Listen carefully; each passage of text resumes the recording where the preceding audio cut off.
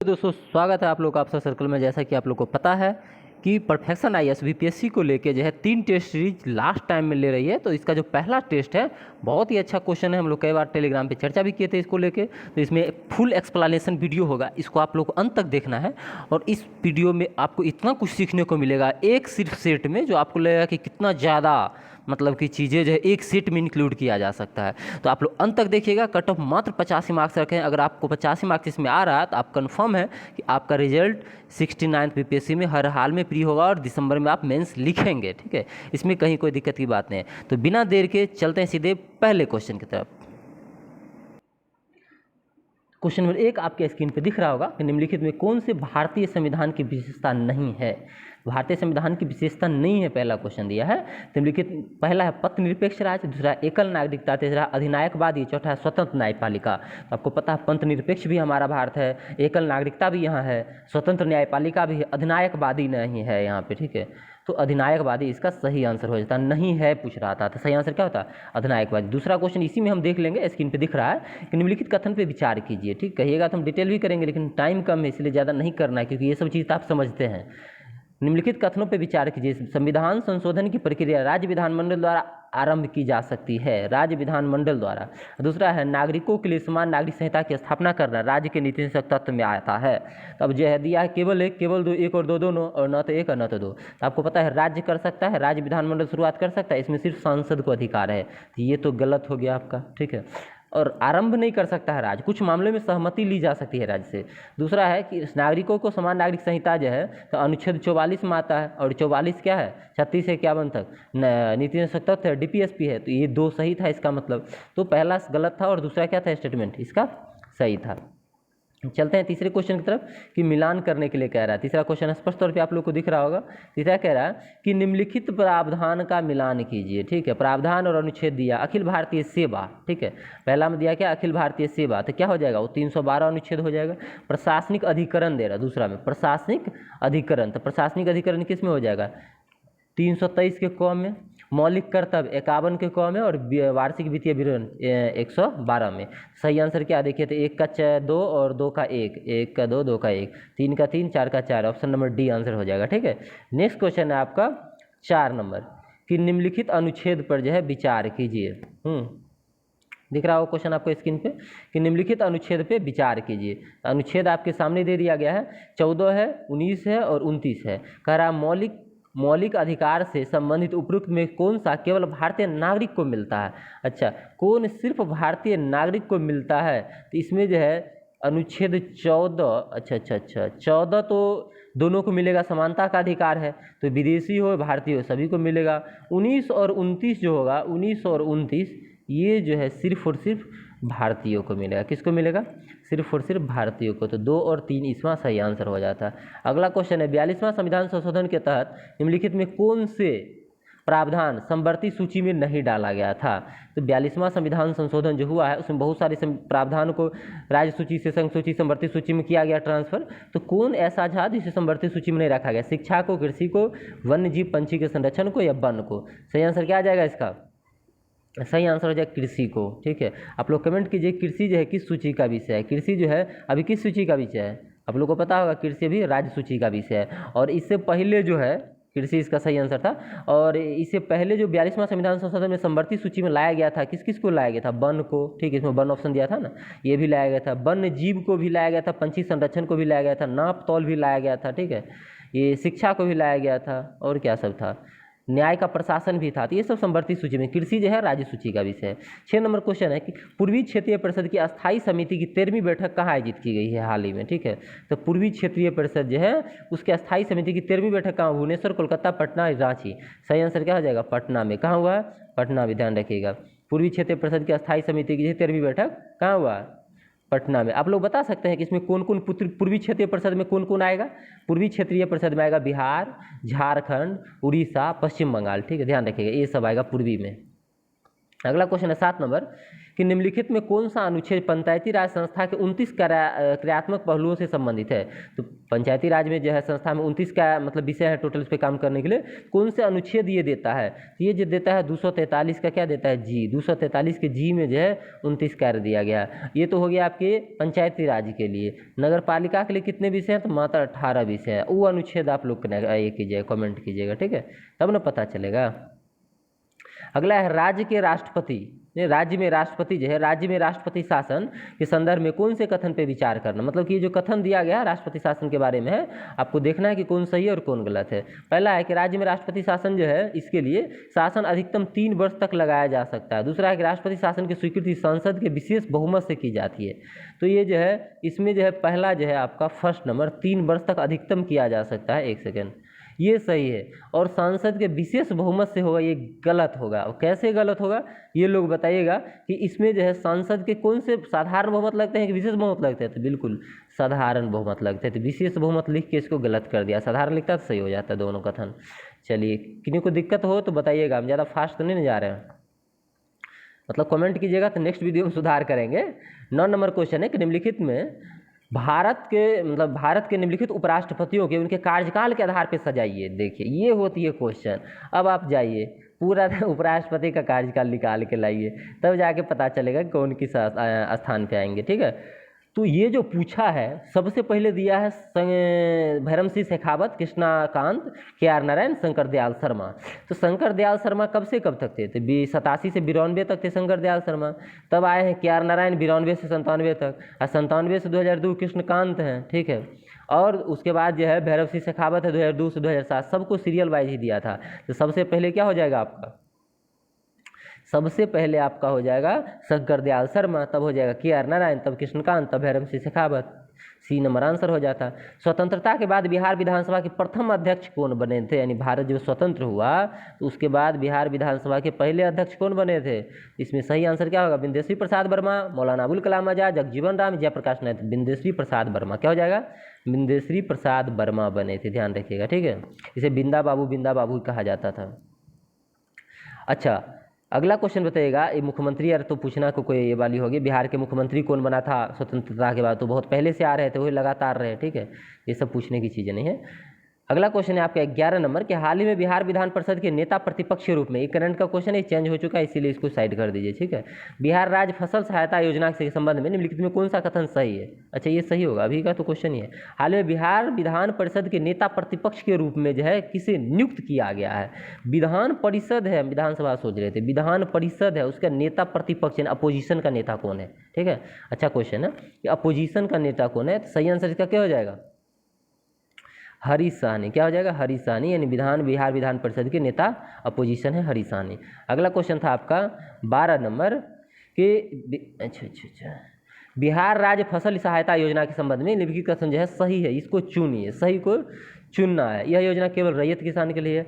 यह योजना 20% से अधिक क्षति पर 15,000 प्रति हेक्टेयर लाभ मिलेगा। 20% से तक क्षति के लिए 7500 रुपये प्रति लाभ मिलेगा। इनमें से एक से अधिक है, इनमें से कोई नहीं। सही आंसर ये हो जाता है, ठीक है, ध्यान रखिएगा। ये था आपका बिहार राज्य फसल बीमा के संबंध में, ठीक है। बिहार राज्य फसल बीमा जो है, जैसे प्राकृतिक आपदा बिहार में आता, बाढ़ सूखा, इसके कारण फसल बर्बाद होता है, इसलिए किसान को जो प्राकृतिक आपदा से जो नुकसान होगा उसकी आर्थिक सहायता सरकार देगी। इसीलिए ये चीज़ें लाई गई है कि जो 20% तक का नुकसान अगर होता है तो प्रति हेक्टेयर 7500 रुपया हम आपको देंगे, ठीक है। यदि नुकसान 20% से अधिक होता है तो प्रति हेक्टेयर 10,000 रुपया देंगे। तो देखिए ये तो कथन इसमें जो है 25% से अधिक वाला में लिखा है 15,000, ये तो गलत हो गया ना, 10,000 होना था। यही चीज़ें गलती हुई है, ठीक है। सही भी सीखना है कि सही क्या होगा, और ये सही है स्टेटमेंट, ठीक ना। अब कैसे तो समझ में आ गया कि कब ये दिया जाएगा, ये चीज़ समझ में आ गई ना। चलिए, और हाँ, पहला जो स्टेटमेंट था रैयत वाला, केवल रैयत को जगह नहीं, ये रैयत और गैर रैयत दोनों किसान को दिया जाएगा। ये ऐसे स्टेटमेंट को समझना है, स्टेटमेंट वाला में यही चीज़ें करनी है। थोक मूल्य सूचकांक निम्नलिखित में किसे शामिल नहीं किया जाएगा। थोक मूल्य सूचकांक में किसे शामिल नहीं किया जाता है, तो ईंधन है, विनिर्मित उत्पाद है, सेवा है, सभी है, ठीक है। तो देखिए थोक मूल्य सूचकांक जो होता है उसमें सेवा को इंक्लूड नहीं करते हैं, ठीक है। प्राथमिक वस्तु को इंक्लूड करते हैं, ईंधन को करते हैं, विद्युत को करते हैं, विनिर्मादित उत्पादित वस्तु को करते हैं। तो इसमें जो है सेवा हो जाता है इसका आंसर सही, क्योंकि नहीं पूछ रहा था, ये नहीं होगा सेवा तो ये हो जाता। बाकी ईंधन, विनिर्मित उत्पाद, विद्युत, ठीक है, ये सब चीज़ें जो है हो जाएगा, ठीक है, ध्यान रखिएगा। प्राथमिक वस्तु ये सब हो जाएगा। अगला क्वेश्चन है, हवाई जहाज के हिस्सों की सफाई के लिए कौन सा तरंग का उपयोग करते हैं हम लोग? इंफ्रासोनिक तरंग, अल्ट्रासोनिक तरंग, सूक्ष्म तरंग, एक्सरे तरंग, ठीक है। तो सही हो जाएगा आपका अल्ट्रासोनिक तरंग। देखिए वीडियो में आगे बढ़ने से पहले हम बता देते हैं आप लोगों को कि भले हम क्वेश्चन को स्लो करवाते हैं, इसके पीछे रीजन्स हैं कि अगर हम फास्ट भागेंगे तो आपके समझ में वही आएगा, ठीक है, 16 दूना 8, सिर्फ आंसर पता चल पाएगा, बाकी आप सही से क्वेश्चन को भी 2 बार रीड नहीं कर पाएंगे। इसीलिए हम इसको जो है फास्टली लेते हैं ताकि आपको चीज़ें समझ में आए, याद रहें, मतलब स्लोली लेते हैं। और हमें भी बनाने में कोई ज़्यादा ये नहीं हो कि अगर स्पीड में करेंगे तो मिस्टेकली कुछ से कुछ हो जाएगा, ठीक है, पढ़ने में कुछ पढ़ देंगे कुछ।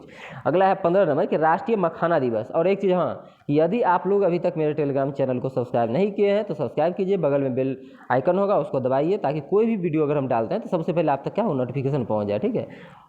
चलिए 15 नंबर क्वेश्चन है कि राष्ट्रीय मखाना दिवस कब मनाया जाता है? राष्ट्रीय मखाना दिवस, मखाना के लिए फेमस है अपना, ठीक है, इलाका।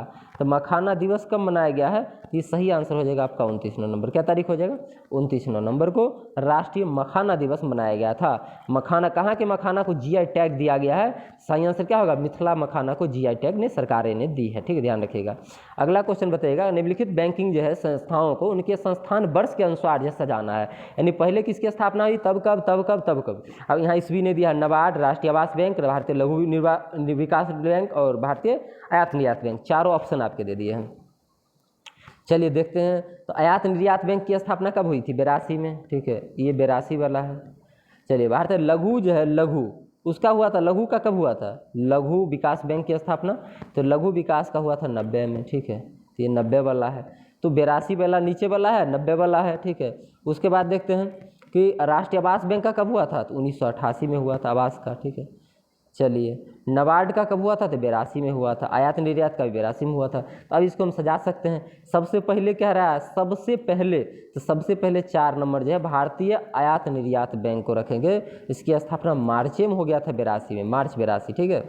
और नबार्ड का जो हुआ है जुलाई 89 में हुआ, तो पहले 4 फिर 1, ठीक है, दोनों 82 है लेकिन मार्च और जुलाई अंतर है, तो पहले 4 तब 1, उसके बाद जो है 2 हो जाएगा, ठीक है, राष्ट्रीय आवास बैंक, और उसके बाद जो है आपका 3 हो जाएगा भारतीय लघु विकास बैंक, ठीक है। चलिए नेक्स्ट क्वेश्चन है आपका कि मानव विकास सूचकांक की अवधारणा को मूर्त रूप देने में किस व्यक्ति का योगदान महत्वपूर्ण था, ठीक है। देखिए अच्छा क्वेश्चन है, ऐसे ऐसे क्वेश्चन में लोग फंसते हैं। मारिए आंसर, क्या मारेंगे? महबूब हक, A.K. सेन, सिंगर हैंस, उपयुक्त में से एक से अधिक। मानव विकास सूचकांक जो है इसको अवधारणा को मूर्त रूप देने में कौन सा? सभी लोग इसमें 99% लोग मांगेंगे महबूब अल हक, लेकिन उनको पता होना चाहिए कि 1990 में महबूब अल हक और A.K. सेन और सिंगर हैंस, ये तीनों के तीनों नाम जो दिख रहे हैं, तीनों ने मिलकर संयुक्त राष्ट्र विकास कार्यक्रम से संबंधित अर्थशास्त्री थे उस टाइम, और ये मानव विकास सूचकांक जो है जारी किया था, जिसमें स्वास्थ्य, शिक्षा और आय के आधार पर मानव विकास सूचकांक निकाला जाता था। तो महबूब ul Haq, singer hence, A.K. Sen. और ये क्वेश्चन पूछा जाता है कि किस आधार पे मानव विकास सूचकांक निकाला जाता है, क्या क्या चीज़ मानक है उसके? स्वास्थ्य है, शिक्षा है और ये आय के स्तर है, ठीक है, ध्यान रखिएगा। ये 3 चीज़ें हैं, ये तीनों के तीनों 1990 के दशक में दिए थे। 18 नंबर क्वेश्चन है, चंद्रमा की रोशनी पृथ्वी तक पहुँचने में कितना समय लगेगा? यानी चंद्रमा की जो रोशनी है वो पृथ्वी तक आने में कितना समय लगा? तो 1.26 सेकंड लेता है। अब यहाँ पे आंसर क्या है? 1.3 है या 1 सीधे 3 है, 1.6 है तो 1.8 है, तो सही आंसर क्या हो जाएगा? 1.3 सेकंड हमको मारना पड़ जाएगा 2 सेकंड की जगह, ठीक ना। चलिए नेक्स्ट क्वेश्चन है आपका कि किसी तत्व के इलेक्ट्रॉन और प्रोटॉन की संख्या 34 है, उसका द्रव्यमान 70 है, तो परमाणु में न्यूट्रॉन की संख्या क्या है? गजब का क्वेश्चन। देखिए आपको पता है कि द्रव्यमान संख्या बराबर क्या होता है? न्यूट्रॉन की संख्या प्लस प्रोटॉन की संख्या। इलेक्ट्रॉन बाहर में रहता है, घटते बढ़ते रहता है, कह रहा है इलेक्ट्रॉन और प्रोटॉन बराबर है, ठीक है, 34 तो 34 68 ऑलरेडी हो गया आपका, ठीक है, 68। अब इलेक्ट्रॉन को साइडो कर देते हैं तो द्रव्यमान कर रहा 70 है, ठीक है, परमाणु संख्या जो है कितना है? परमाणु द्रव्यमान 70 है। अब प्रोटॉन कह रहा है 34, तो proton plus neutron P + N बराबर होता है मास, ठीक है, प्रोटॉन प्लस न्यूट्रॉन बराबर A एटॉमिक मास। तो 70 दे रहा है ये, एक है 34, तो 70 में से 34 का टाइम कितना आएगा? 36। सही आंसर क्या हो जाएगा इसका? 36, चलिए नेक्स्ट क्वेश्चन है आपका, निम्नलिखित में कौन ध्वनि ऊर्जा को विद्युत ऊर्जा में बदलता है? ध्वनि ऊर्जा को विद्युत ऊर्जा माइक्रोफोन, लाउड स्पीकर, डायनमो या उपयुक्त में से एक से अधिक। तो माइक्रोफोन द्वारा पता है ध्वनि ऊर्जा को विद्युत ऊर्जा में बदला जाता है, लेकिन लाउड स्पीकर क्या करता है? तो विद्युत ऊर्जा को ध्वनि ऊर्जा में बदलता है, तब ना लाउड स्पीकर में तार पीछे से जोड़ते हैं वो बजता है। माइक्रोफोन जो हम बोलते हैं वो एक्सेप्ट करके उसको विद्युत ऊर्जा में बदल के दूर तक भेजता है। चीज़ें समझनी है। 21 है कि निम्नलिखित संस्थान पर विचार कीजिए। राष्ट्रीय आयुर्वेद संस्थान अहमदाबाद, राष्ट्रीय सिद्ध संस्थान चेन्नई, राष्ट्रीय यूनानी संस्थान भुवनेश्वर, राष्ट्रीय होम्योपैथी संस्थान कोलकाता। ठीक है, अब ये 4 जो दे दिए गए हैं, अब इसमें कह रहा है कौन सही है? केवल 2 4, केवल 1 3, केवल 2 3 और केवल 1 4 1 2। तब सही आंसर इसका क्या हो जाएगा? लगाइए दिमाग सभी लोग। तो सही आंसर इसका हो जाएगा केवल 2 और 4। केवल 2 और 4 इसके सही है। 2 में राष्ट्रीय सिद्ध संस्थान जो है चेन्नई, ये सही है, और राष्ट्रीय होम्योपैथी संस्थान कोलकाता सही है। राष्ट्रीय यूनानी संस्थान, राष्ट्रीय आयुर्वेद संस्थान, ये दोनों के दोनों क्या है? गलत है। कैसे कि राष्ट्रीय आयुर्वेद संस्थान जो है जयपुर में है, और राष्ट्रीय जो आयुर्वेद संस्थान जयपुर हो गया, और राष्ट्रीय यूनानी संस्थान जो है आपका, हाँ यूनानी संस्थान जो है ये बेंगलुरु में है। तो ये के दोनों क्या थे? गलत थे। बाकी 2 चेन्नई वाला और कोलकाता वाला सही था। ध्यान रखिएगा, राष्ट्रीय आयुर्वेद संस्थान क्या हो जाएगा? ये क्या होता है? जयपुर। और ये राष्ट्रीय यूनानी संस्थान कहाँ हो जाता है आपका? कहाँ हो जाता?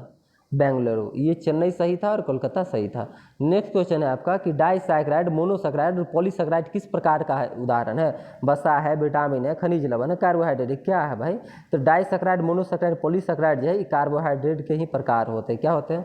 कार्बोहाइड्रेट के ही प्रकार होते हैं। ध्यान रखिएगा। मोनोसैकराइड के एग्जाम्पल नहीं, मोनोसैकराइड किसको कहेंगे? ग्लूकोज, फ्रुक्टोज, ये सबको मोनोसैकराइड बोलते हैं। डाइसैकराइड किसको बोलते हैं? तो माल्टोज और लैक्टोज को डाइसैकराइड बोलते हैं। पॉलीसैकराइड किसको बोलते हैं? तो स्टार्च और सेलुलोज को पॉलीसैकराइड बोलते हैं। हम एक्सप्लेन ही कर देते हैं, लिखने में कौन दिमाग लगेगा, तो हम बोल देते हैं, आप लोग उसको अगर जरूरत हो तो नोट कर लीजिएगा वीडियो को पॉज करके। तो ऐसा कि प्रोटीन के संदर्भ में दिए गए कथन पर विचार करना है आपको। प्रोटीन के संदर्भ में दिए गए कथन पर क्या करना है? विचार करना है। ये अमीनो अम्ल के यौगिक है, इसमें सर्वाधिक मात्रा में नाइट्रोजन पाई जाती है। ठीक है, 2 स्टेटमेंट दे दिया आपको, केवल 1, केवल 2, ए और 2 दोनों, इनमें से कोई नहीं, न तो 1 न तो 2। ये सही कह रहा है। तो देखिए पहला जो है ये अमीनो अम्ल के यौगिक है, ये बिल्कुल सही है कि अमीनो अम्ल के टूटने से ही ये बनता है, तो अमीनो अम्ल के यौगिक ही होंगे। लेकिन प्रोटीन जो इसमें कहा सर्वाधिक मात्रा में नाइट्रोजन होता है, तो प्रोटीन में सर्वाधिक मात्रा में कार्बन होता है। गजब का चीज़ जान लीजिए, यहाँ पे क्या हो जाता है? Carbon, C4 carbon. ठीक है, क्यों? क्योंकि 50 से 54% होता है, 50 से 54%। ठीक है, ध्यान रखिएगा। कार्बन कितना परसेंट होता है? 50 to 54। किस में? प्रोटीन में। प्रोटीन में। ठीक है, ये अमीनो अम्ल के यौगिक सही है। तो समझ में आ गया होगा। ठीक ना, ये प्रोटीन में सबसे ज़्यादा क्या होता है? कार्बन 50 से 54। ऑक्सीजन होता है 21 से 24%।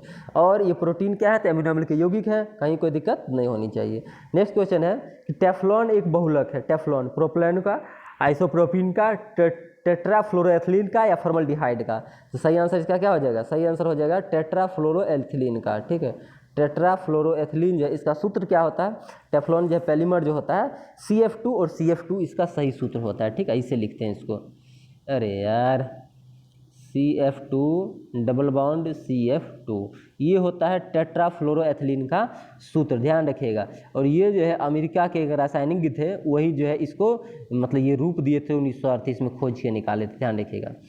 अगला क्वेश्चन बताइएगा कि 25 अग्नाशय के जो है अग्नाशय, उसके संदर्भ में जो है 2 चीज कथन दिया है, कौन सा ये चुनना है। यह शरीर की सबसे बड़ी ग्रंथि है। ठीक है, पहला।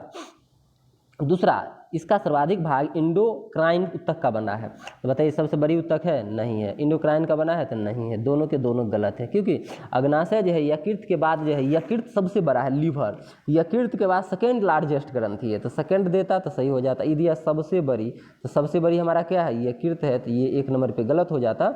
ये 1 नंबर पे क्या है ना, ये सेकेंड पे आएगा, 1 पे क्या आएगा? तो लीवर आएगा। ठीक है, ध्यान रखिएगा। अब बात आती है कि किस उत्तक से बना है अग्नाशय। तो अग्नाशय यहाँ दिया एंडोक्राइन से, लेकिन एडजेक्ट में जो है ये बना होता है एक्सोक्राइन से। किस क्राइन से बना होता है? एक्सोक्राइन उत्तक से बना होता है। 1 सेकंड रुकिए, थोड़ा सा लिखने में मजा आएगा। ठीक है, तो एक्सोक्राइन एंडोक्राइन की जगह होना था, और सबसे बड़ी में हो जाए सेकेंड होना था। क्या होना था? Second largest. सबसे बड़ी होगा क्या हो जाएगा? लीवर। इसे सही आंसर पता चल जाएगा ना आपको, तो आप मजा लीजिएगा। फिर F2 का बंध क्रम क्या है? A2 है, 1 है, 3 है, 1.5 है। ठीक है, F2 जो है केमिस्ट्री में रटे होंगे आप लोग, F2 का बंध क्रम जो है आपका 1 है। क्या है? F2 का बंध क्रम 1 है। ध्यान रखिएगा कि 2 परमाणु जो हैं F2 में, उनके बीच जो है संभावित बंध की संख्या जो है यही होता है। समझे? चलिए, नाइट्रोजन जो है उसके बीच क्या बॉन्ड होता है, 3 बॉन्ड, 2 बॉन्ड या 1 बॉन्ड, कोई लोग कमेंट करके बताइएगा। अगला पुरुष सेक्स हार्मोन है, पुरुष जो है सेक्स हार्मोन के एंड्रोजन, एस्ट्रोजन या प्रोजेस्टेरोजन, उपयुक्त में से कोई नहीं, उपयुक्त में से एक से अधिक। सही हो जाएगा आपका एंड्रोजन, क्या हो जाएगा एंड्रोजन, ये पुरुष सेक्स हार्मोन है, ध्यान रखना है। ये शुक्राणु जो है निर्माण करने में बहुत ज़्यादा जो है क्या करता है, मदद करता है, एंड्रोजन पुरुषों के लिए, ठीक है। और इसी के मदद से जो है कोई भी जो है जनन मतलब कि सेक्स हार्मोन होता है वो पुरुष या महिला में जब आएगी तो धीरे धीरे उसकी मांसपेशियां जो है बढ़ने लगती है, मतलब जहाँ जहाँ पे जो है होती है प्राइवेट पार्ट्स वहाँ पे, और चेहरे के बाल जो होते हैं उसमें मतलब कि पुरुष में बाल निकलने लगता है, आवाज़ जो है वो ज़्यादा ही मतलब ये हो जाता है, गाढ़ा मोटा या पीछे आने लगता है उसमें, ठीक है। बच्चा का आवाज़ और मतलब एक एडल्ट का आवाज़ में कितना फ़र्क आ जाता है, ये सब सेक्स हार्मोन का काम है। एस्ट्रोजन प्रोजेस्टेरोन जो है महिला हार्मोन है, ध्यान रखिएगा। चलिए नेक्स्ट क्वेश्चन है आपका 28 नंबर कि द सेल्फिश जीन पुस्तक किसके द्वारा लिखी गई थी। द सेल्फिश जीन पुस्तक जो है 1926 में, हाँ नहीं 1976 में लिखी गई थी। द सेल्फिश जीन पुस्तक 1976 में लिखी गई थी। किसके द्वारा लिखी गई थी, सही आंसर हो जाएगा आपका रिचर्ड डॉकिंस, ठीक है, रिचर्ड डॉकिंस के द्वारा लिखी गई थी 1976 में, ध्यान रखिए कितने में, 1976 में। क्या है भाई इसमें, तो ये जो है किताब जो है डार्विनवाद जो सिद्धांत था उसकी गलतफहमी को सुधारने की कोशिश करता है, ठीक है। रिचर्ड डॉकिंस ने द सेल्फिश जीन पुस्तक जो लिखी है 1976 में, वो पुस्तक जो है द सेल्फिश जीन प्रकाशित की थी, ठीक है। और ये डार्विनवाद के सिद्धांत में जो गलतियां हैं उसको सुधारने की कोशिश किया था इस किताब के बाद। बिहार का वह जिला जो गंगा नदी की लंबाई सबसे कम है, सबसे कम बाहो, बिहार में गंगा जो है सबसे ज़्यादा कहाँ बनता है, बहता है पटना से, ठीक है। सबसे कम पूछ रहा है गंगा नदी की लंबाई सबसे कम कहाँ होगा, सही आंसर हो जाएगा कटिहार, क्या हो जाएगा कटिहार, ध्यान रखिएगा, ठीक है। और गंगा नदी बिहार में प्रवेश कहाँ पर करती है, रात ही करा रहे थे बिहार से, चौसा, चौसा कहाँ करती है, ये चौसा में करती है और ये भोजपुर और सारण के जो है बीच में पड़ता है, ध्यान रखिएगा, ठीक है। चलिए नेक्स्ट क्वेश्चन है आपका कि विटामिन सी की कमी से स्कर्वी रोग हो जाता है। स्कर्वी रोग जो है इसमें क्या होता है, घाव न भरना, बाल का झड़ना, अत्यधिक मोटापा, इंसुलिन की अधिकता। सही आंसर क्या हो जाएगा, घाव न भरना। विटामिन सी जो है ये कमी से होता है स्कर्वी रोग, स्कर्वी रोग से घाव नहीं भरता है, ध्यान रखिएगा। अब कहाँ मिलेगा स्कर्वी रोग की इलाज, ठीक है, तो ध्यान रखिएगा। ये जो विटामिन सी वाले जितने फल होते हैं, नींबू, संतरा, टमाटर, हरी मिर्ची, फल, ये सब में खाइए और यही सब खाने से आपको क्या होगा, ये स्कर्वी रोग की जो है समस्याएं दूर होगी। अच्छा एक चीज़ और आता है कि कौन से विटामिन जल में घुलनशील है, तो बी और सी जल में, बाकी जितने बताए डी के वो जो है वसा में घुलनशील है। 31 नंबर क्वेश्चन है कि एक लड़का स्थिर त्वरण से चलती हुई ट्रेन की छत पर बैठा है, यदि गेंद ऊपर की ओर फेंकता है तो गेंद गिरेगी, लड़के के आगे, लड़के के पीछे, लड़के के हाथ में डेट पर डाटा प्राप्त नहीं है। तो सही आंसर क्या हो जाएगा, मानिए आप मोटरसाइकिल चला रहे हैं, दिमाग लगाइए, कार में बैठे और गेंद हाथ से उछाल दिए और हाथ नीचे कर, तो गेंद कहाँ आएगा, ऑटोमेटिकली मतलब कि आपके हाथ में आएगा। तो अब कभी कभी ट्रेन में आप किए भी होंगे कि ट्रेन की खिड़की से बाहर हाथ किए होंगे, कुछ फेंके होंगे गेंद। तो जब एक लड़का कह रहा है स्थिर त्वरण से चल रही है ट्रेन, त्वरण वही है, तो त्वरण जब वही है ना, तो गेंद ऊपर की तरफ फेंकेगा तो गेंद भी उसी गति में जा रहा है, इस गति में लड़का ट्रेन में बैठ के जा रहा है। जो कि फेंकेगा तो वो गेंद की गति वो अपना तय करते ही रहेगी। अगर त्वरण ज़्यादा होता तो लड़का के हाथ से गेंद छूटने के बाद ट्रेन स्पीड हो जाती है और गेंद पीछे गिर जाता, लेकिन त्वरण स्थिर है इसीलिए लड़का के। अच्छा,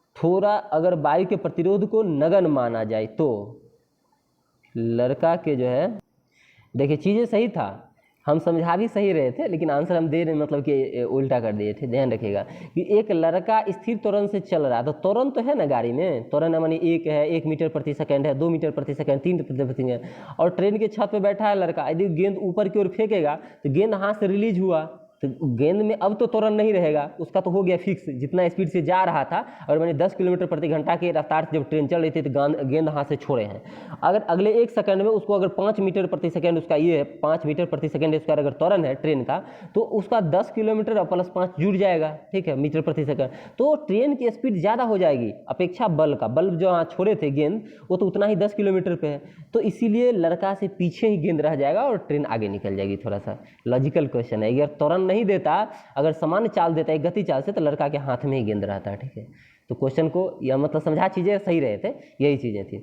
अगला क्वेश्चन है कि यदि माइक्रोस्कोप में वस्तु को रोशन करने के लिए लाल प्रकाश को नीले प्रकाश में बदल जाए तो माइक्रोस्कोप में विभेदन की क्षमता क्या होगी। गजब, यदि माइक्रोस्कोप पे वस्तु को रोशन करने के लिए लाल प्रकाश को नीले प्रकाश में चेंज कर रहा है, ठीक है, तो माइक्रोस्कोप की विधन क्षमता जो है क्या होगी, बढ़ेगी घटेगी वही रहेगी। तो इसमें रोशन करने के लिए लाल प्रकाश को नीला में बदलेंगे तो माइक्रोस्कोप की विधन क्षमता बढ़ जाएगी, ठीक है। क्यों? क्योंकि सूक्ष्मदर्शी जो होता है, माइक्रोस्कोप जो होता है, उसकी विभेदन शक्ति तरंगदैर्घ्य का उल्टा होता है, ठीक, तरंगदैर्घ्य का उल्टा।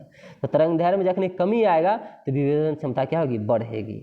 अब देखिए हम क्या कह रहे हैं कि लाल प्रकाश को नीला प्रकाश में बदल रहे हैं, तो लाल प्रकाश का तरंगदैर्घ्य सबसे बड़ा और नीला प्रकाश का उससे कम, तो नीला का जब कम होगा उससे तो हम तरंगदैर्घ्य कमा रहे हैं, तो इसका माइक्रोस्कोप की विभेदन क्षमता क्या होगी, बढ़ेगी बढ़ेगी बढ़ेगी। अब क्वेश्चन आपको उल्टा भी दे दे कि अगर हम एक नीला प्रकाश को लाल प्रकाश में बदलते हैं तब माइक्रोस्कोप की क्षमता क्या होगी, तो घटेगी घटेगी घटेगी।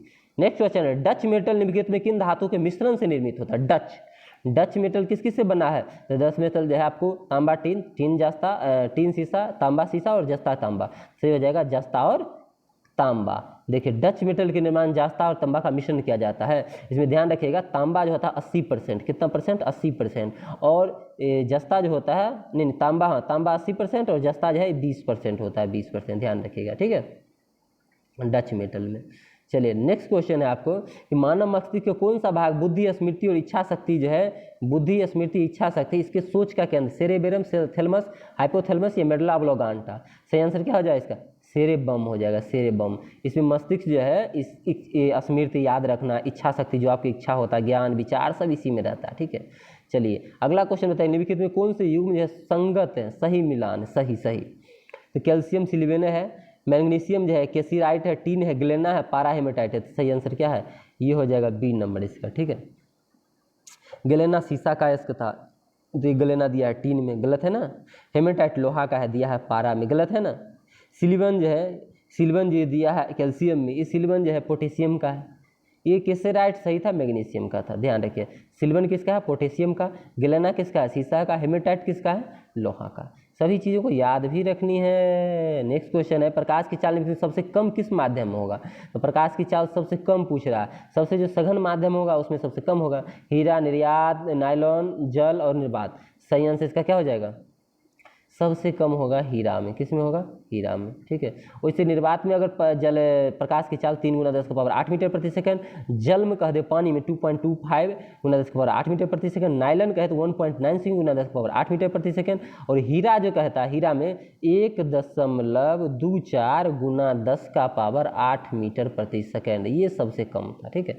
इससे ज़्यादा क्या है, नायलॉन में, ठीक है, 1.96 × 10⁸। उससे ज़्यादा क्या है, जल में 2.25। उससे ज़्यादा क्या है, तो निर्वात में 3 × 10⁸। सभी याद होना चाहिए भाई, याद होना चाहिए। प्रकाश की प्रकीर्णन के संदर्भ में गलत कथनों पर विचार कीजिए। बैगनी रंग का प्रकीर्णन सबसे अधिक, पहला स्टेटमेंट था। दूसरा है कि जिस रंग का प्रकाश की तरंगदैर्घ्य सबसे ज़्यादा होगी उस रंग का प्रकीर्णन सबसे ज़्यादा होगा। इसमें असत्य कथन चुनना है, तो सही वाला को छोड़ देना है। तो पहला तो हमको सही था, बैगनी रंग का प्रकीर्णन सबसे अधिक होता है, लेकिन इसको हम ले नहीं सकते आंसर, क्योंकि कह रहा है कि असत्य कथन को चयन कीजिए।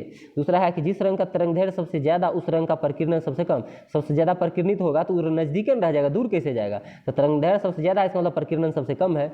ये 2 नंबर स्टेटमेंट गलत है, यही आंसर हो जाएगा। यही क्या हो जाएगा, आंसर। अम्लीय वर्षा जो है, नेक्स्ट क्वेश्चन, अम्लीय वर्षा उन इमारतों और ऐतिहासिक स्मारकों को नुकसान पहुंचाने में सक्षम है जो चूना पत्थर, संगमरमर जैसी चट्टान से बने हैं। निम्नलिखित में ऐसी प्रकृति या अंतिम उत्पाद क्या है? Calcium bicarbonate, calcium carbonate, quicklime और जिप्सम। सही आंसर क्या हो जाएगा इसका, सही आंसर हो जाएगा आपका जिप्सम। क्या हो जाएगा, जिप्सम, ध्यान रखिएगा। चलिए नेक्स्ट क्वेश्चन, जिप्सम का सूत्र कमेंट कीजिए, बहुत पढ़े हैं आप लोग जिप्सम फिप्सम के बारे में। लेंस की क्षमता के बारे में दिया गया है, लेंस की क्षमता जो है उसके बारे में दिया गया 2 कथन, चुनना है सही कथन को। लेंस की क्षमता डायप्टर होता है, लेंस की क्षमता हमेशा धनात्मक होता है। तो बताइए सही आंसर इसका क्या हो जाएगा। सही आंसर केवल और केवल एक होगा कि लेंस की क्षमता जो है डायप्टर सूचित किया जाता है। लेंस की क्षमता दिया है हमेशा धनात्मक, तो अवतल लेंस और उत्तल लेंस दोनों के क्या हो जाएगा, धनात्मक है। तो धनात्मक ऋणात्मक दोनों होता है। अवतल लेंस की क्षमता ऋणात्मक, उत्तल लेंस की क्षमता धनात्मक। और ये जो डायप्टर है इसको कैपिटल डी से डिनोट करते हैं, ठीक है। अगर लेंस की क्षमता निकालना हो P बराबर तो 1/f फार्मूला होता है, यानी फोकस दूरी के व्युत्क्रम होता है। नेक्स्ट क्वेश्चन है, निम्नलिखित में किसकी ध्वनि तीव्रता सबसे अधिक होगी? सामान्य बातचीत, मिसाइल और रॉकेट का आवाज, ट्रक का आवाज, कारखाने का आवाज। सही आंसर क्या होगा भाई, क्या होगा, क्या होगा, तो मिसाइल और रॉकेट की आवाज। देखिए समान बातचीत में 20 से 30 से जो है कितना डेसिबल होता है, 50 60, 30 से 60 मान लीजिए।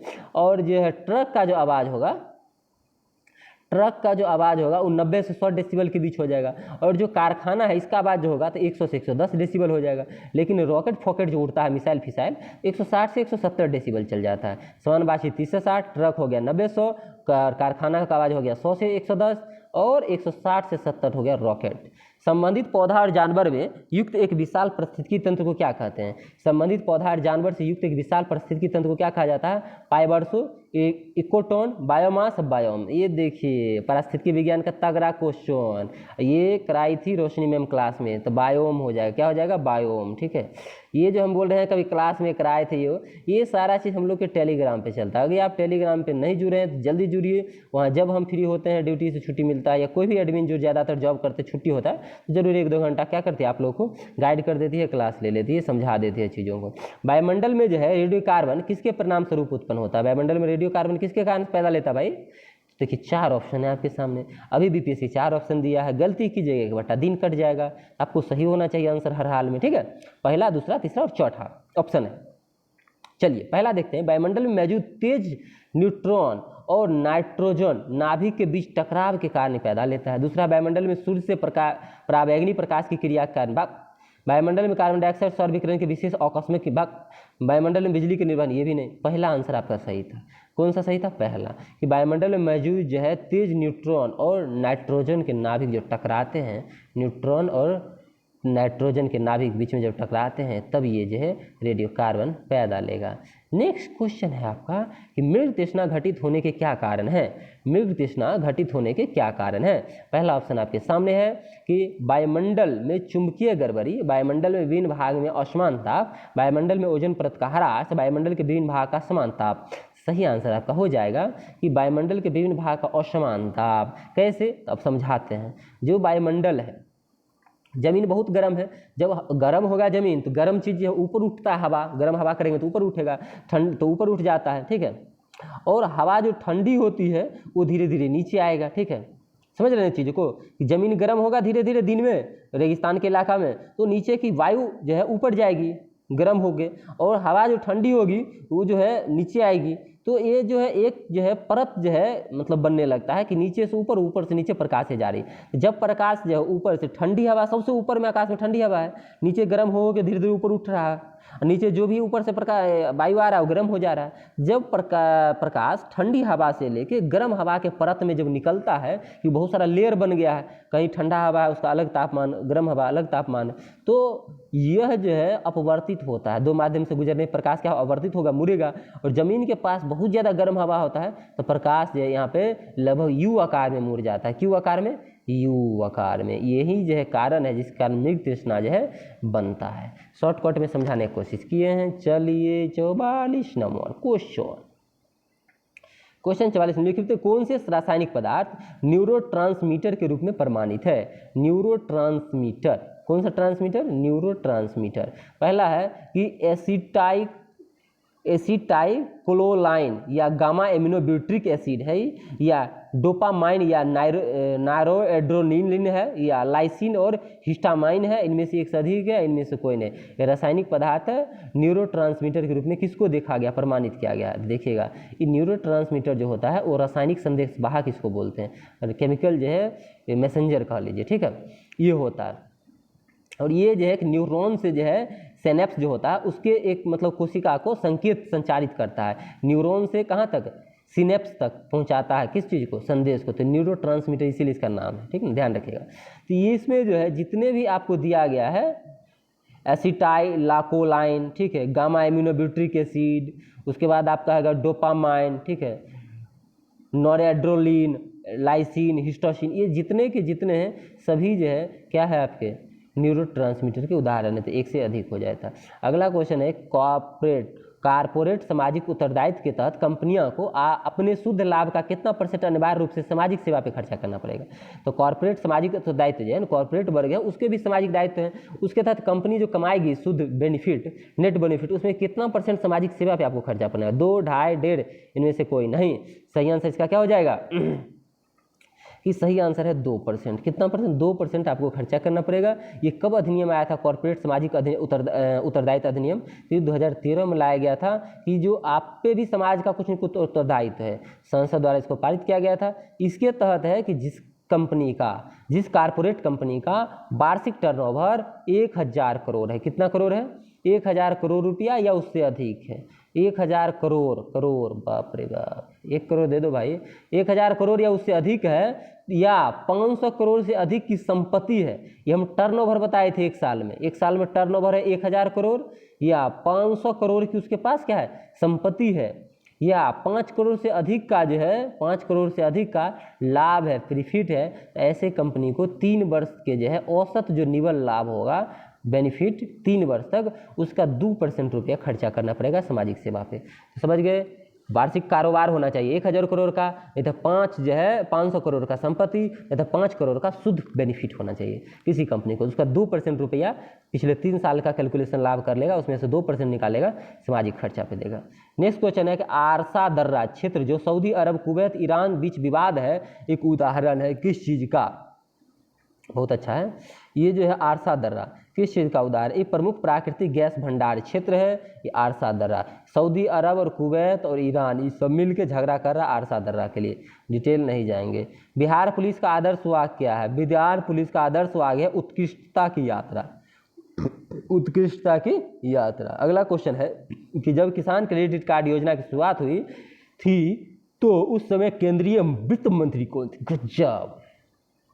देखिए कहाँ से क्वेश्चन पूछ दिया है कि किसान क्रेडिट कार्ड कब आया भाई? बताओ, केसीसी वाला 1998-99 में। तो 98-99 में किसान क्रेडिट कार्ड शुरू किया गया। उस टाइम वित्त मंत्री कौन थे? यशवंत सिन्हा को 98 से 2002 के तक जो है वित्त मंत्री भारत के रहे थे। उसी के समय केसीसी योजना आई थी, लघु विकास बैंक, सहकारी संस्था इत्यादि बहुत सारा काम किया गया था। ये हो जाएगी यशवंत सिन्हा आंसर।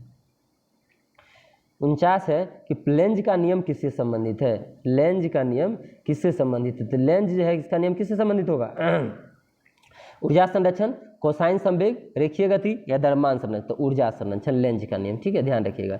ये 1834 में जो है लेंज ने ये तैयार किया था, भौतिकी का ये नियम जो है इसको।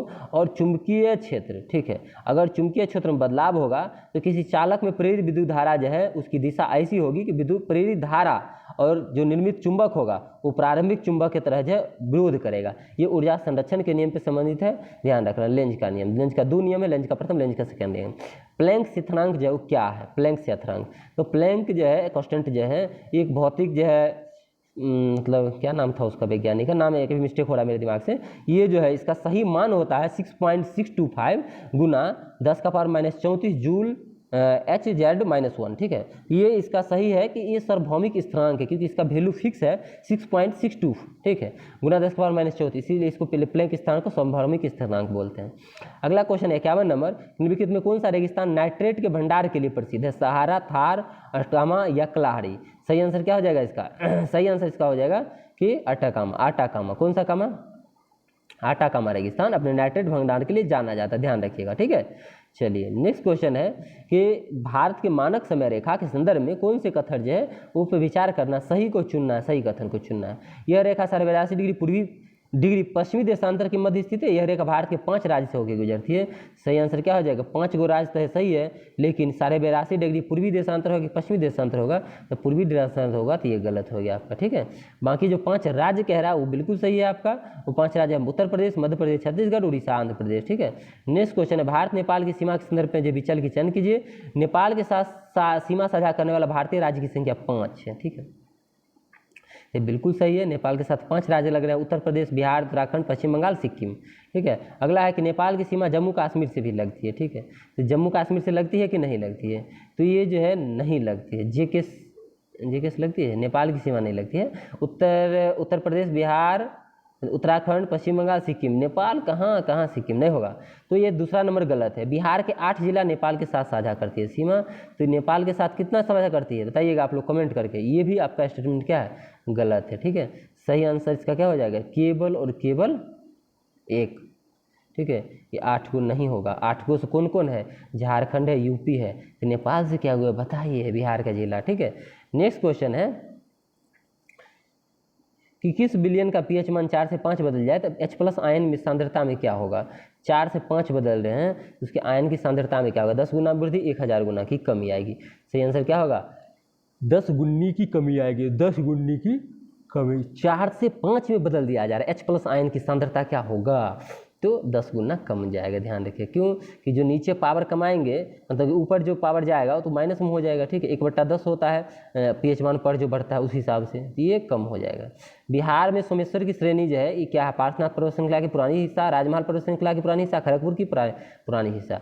सही आंसर क्या है, उपयुक्त में से जो है सबसे नई है। ये कोई जो है जितना हम बताए थे ये तीनों से अलग है। ये हिमालय का हिस्सा है सोमेश्वर पर्वत श्रृंखला, ध्यान रखना आप लोग को, ठीक है। ये चीज़ देखिएगा, ठीक है। तो ये तीनों के तीनों जो है गलत है। चांगला, माना, तुजु, देवसा, दर्रा दिया, उसका क्षेत्र दिया, मिलाइए, ठीक है। बहुत फुर्सत में बैठे हुए हैं। सही आंसर क्या हो जाएगा इसका, सही आंसर हो जाएगा कि चांगला जो है लद्दाख में है, ठीक है। माना जो है उत्तराखंड में है, ठीक है। और कौन सा बच गया, तीजू, तीजू कहाँ जो हो जाएगा, तीजू दर्रा, तो तीजू दर्रा जो है आपका मणिपुर हो जाएगा, तुझे दर्रा मणिपुर, देवसा हिमाचल प्रदेश हो जाएगा। तो सही आंसर जो मिल रहा होगा मिला लीजिएगा। 57 नंबर क्वेश्चन है,